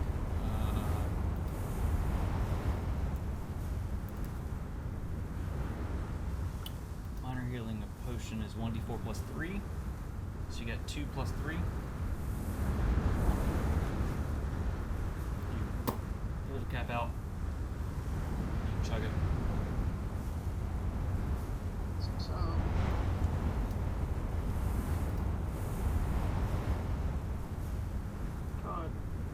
1d4 plus 3 is 2. 12? 2 plus 3 is 5. Damn, you've had a week. 1d4. So you roll a d4, and you got a 3. I rolled 2d4. It's 1d4. I thought he gave me 2. How many did you give her? 2. Oh, so you're double fisting potions? Okay, so Yeah. 2d4 plus 6. 2d4 plus 6. Okay, so I got 6. That's 6. 12. Huzzah. I'm going to down him. Yes. Glug, glug, And then glug. I'm going to down him and then just immediately engulf him in a hug. As best as I can. Like, okay, let's get inside and get a quick rest. I feel like, do you want me to carry you? Please. Try my best to pick up Reed. Shoulders. Yeah. Piggyback. Piggyback right. I'll give you that. And then carry her to Arnold's. Alright. So you make your way into the base of the tower, standing in the shadow, the sun behind it. You can see the light glaring around it on either side. You feel, as you're walking across the sand and you get into the shadow, you can feel just the temperature drop just enough that it's, the light is shining around it. You scan up the tower.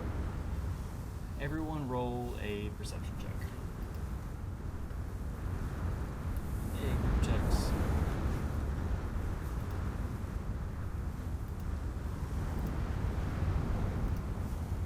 Oh shit.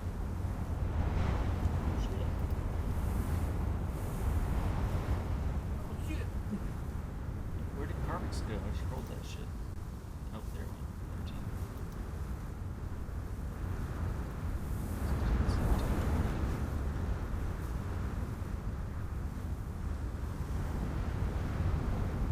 Well, I set the DC at 16, so you guys all fucking hammered that shit hard.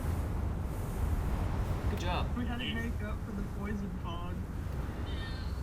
Make up for the unexpected dragon, the unplanned dragon. She's been there all along. I love it. Unplanned dragon bug. That bitch has been there with you for a minute. Was waiting for the moment, and this was not it, but I'm so glad it happened. It's amazing. Okay, so as you look up, the light is glaring around the edges of this tower. It's the harsh light, and the wind is blowing across with the sand. You peer up, and the sand seems to blow around the tower in a way. It seems odd. It's blowing around, so you have a clear sight. As you look up, you see 50 or 60 feet up the tower, there's what looks to be a broken, small,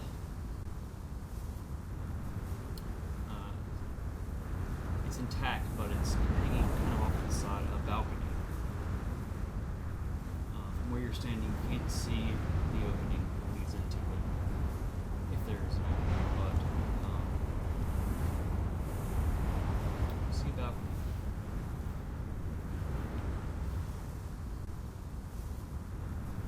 Just a sidebar real quick. Think Last Airbender buried library.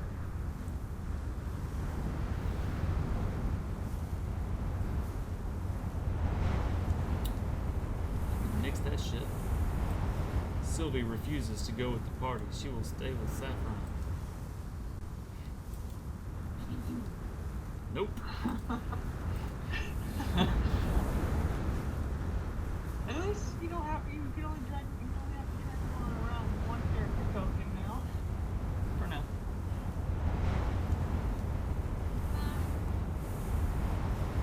While we're sitting here for a second, the only thing we see is the balcony. There's nothing else different. The tower itself is, though it's stepped, you can see the steps as it grows taller. I gotta say, it was a real pain in the ass to build this in the map. It took me a hot minute to figure it out.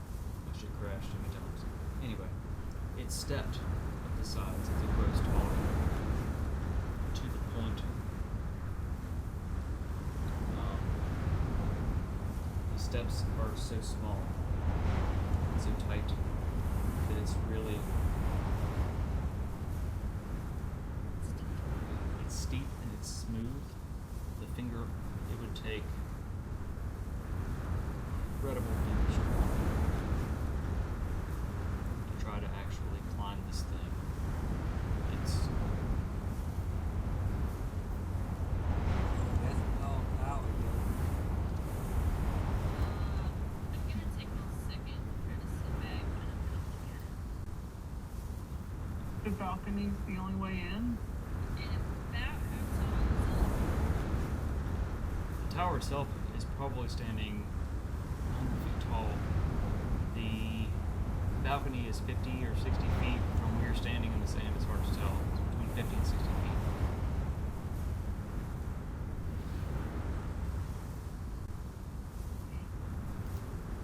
Rook, the little one is growing up. There's the dog. Fuck you. Hey, careful. Remember what happened the last time we said fuck you? I'm gonna turn to Corvix and Devontae, and I'm gonna say, do either of you have rope? Or both of you have rope? We don't have to. Not you, Reed. No, Not no, you. no. No, I got it. The cloud, it just moves slow.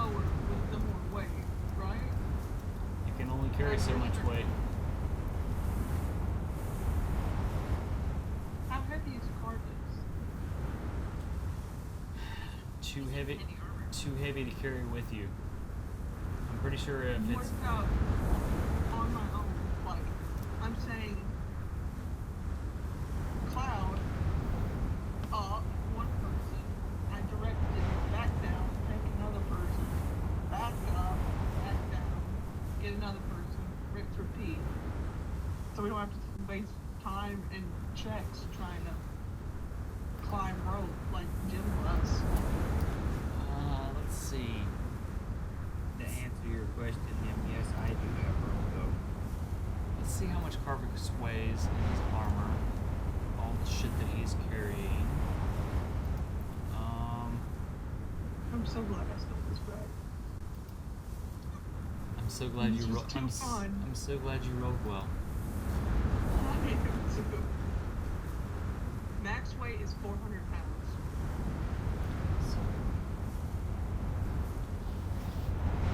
I think Carvix, I mean, as you're talking about this, Carvix kind of like,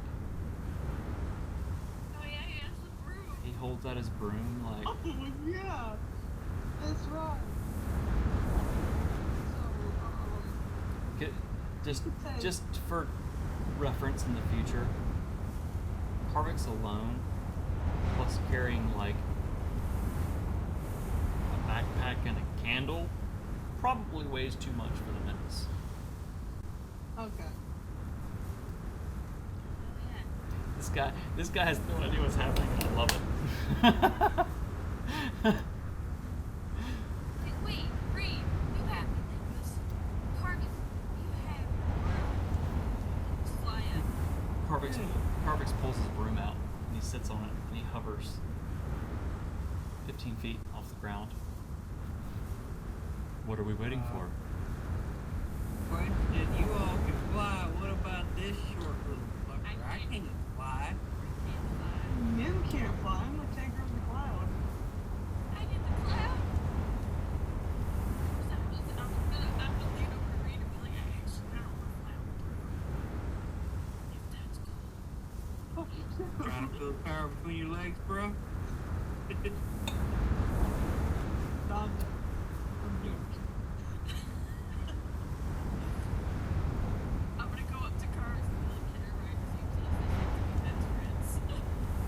Of course you can. He holds his hands out. He holds a hand out. Here, Reed, I'll go anywhere with you. Yeah, thank you. Thank you. I'm more like.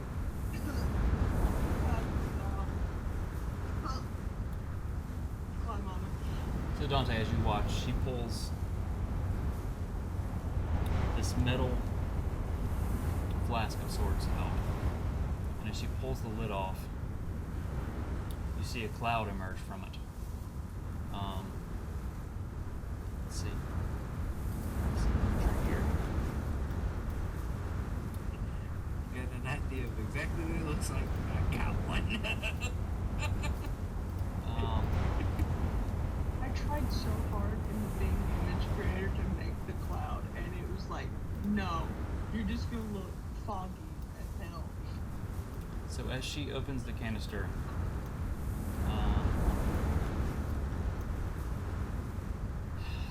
clouds swirl out of it, and they're yellow. I think Dragon Ball Z. I've got a Nimbus Cloud on my Fortnite. That's from the Dragon Ball Z pack that came out. This is So, inspired by. It is a flying carpet, magic broom mix with altered abilities in a way. I wanted something fun and different, so I invented the Nimbus Cloud. As she opens the canister, it flies out, and you see this small cloud kind of just puttering as it floats in the air. She hops up on it, and she holds a hand out. Hey, why did I all of a sudden hear like a 69 hatchback? It's not stealthy. It's a cloud that putters. I wanted to show off the canister to him with the little druid thing I etched into him. Like, Do I know what this says? Yes, please. This says your other ride is my other ride is your mom. My mom is dead. Well, it's not your mom. Of course, it's an alive mom. My mom's dead too. Oh, I got it. It's an open-ended joke. Yeah. Yeah. Open-ended like somebody's mother, not ours. That book is closed. Reed, the jokes are my shtick, but damn, girl. Damn. Carvix seems heavily offended by this somehow.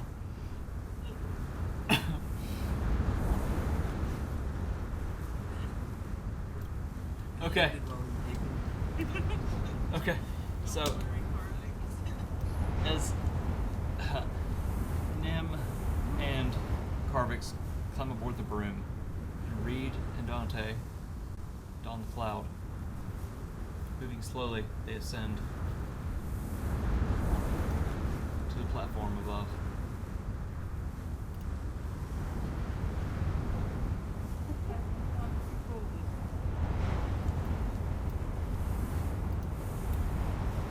As you reach the platform, you realize it's quite small, and it will be very, very tight for all of you. Aaron just said. Oh, I can't even read it. I'm too busy laughing.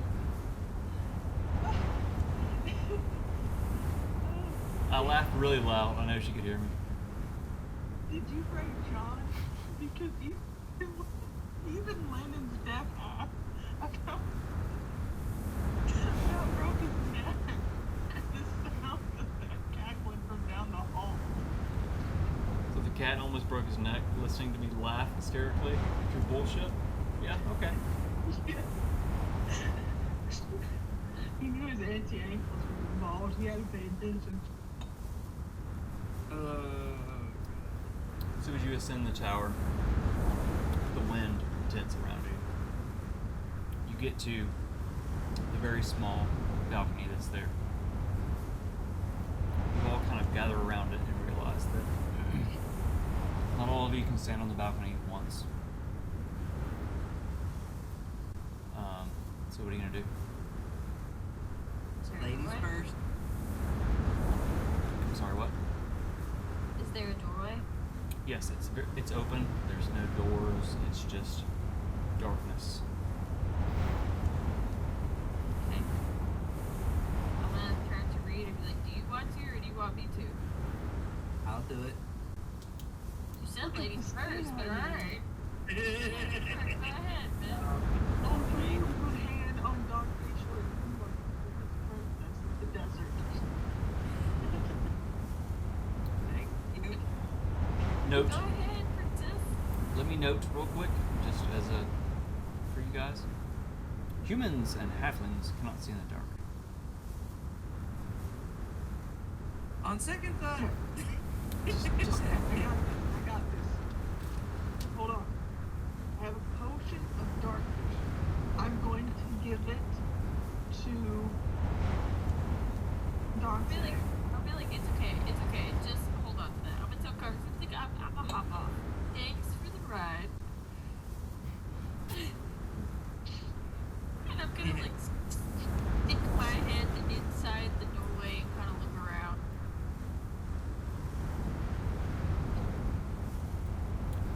As you walk, And I'm gonna tell my boss that's flying around to line up. it's not enough to help, but it makes you feel a little bit better inside. That's how that works, right? The brocade moth. Yeah, I mean, it's dim light. But I mean, Dim light. Okay. So as the light shines past you into this, and your little moth fluttered around.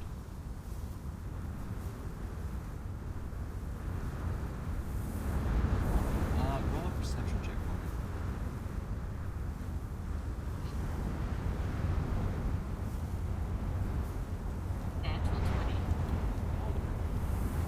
Plus what? 21. Plus what? 21? Okay. As you look across the room,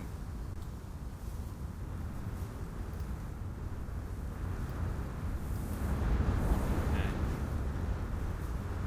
Can't zoom out apparently because I made a small map. How dare me?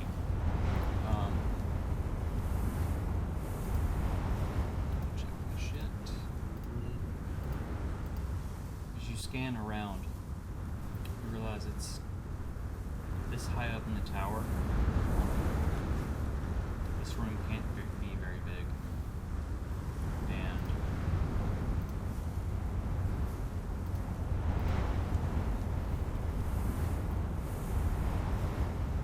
as you step out onto the top of what looks like a staircase, you look down. Everything is in black and white because it is pitch black, and that is the best your dark vision will do. As you scan the room, you see this image on the floor of the sun. In the center, you see an unlit brazier sitting in the sun, and moving around the room, shambling, you see and you hear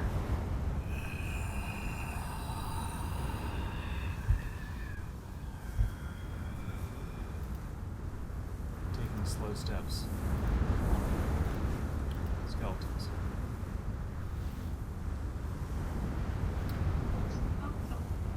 That's where we're going to end for this week.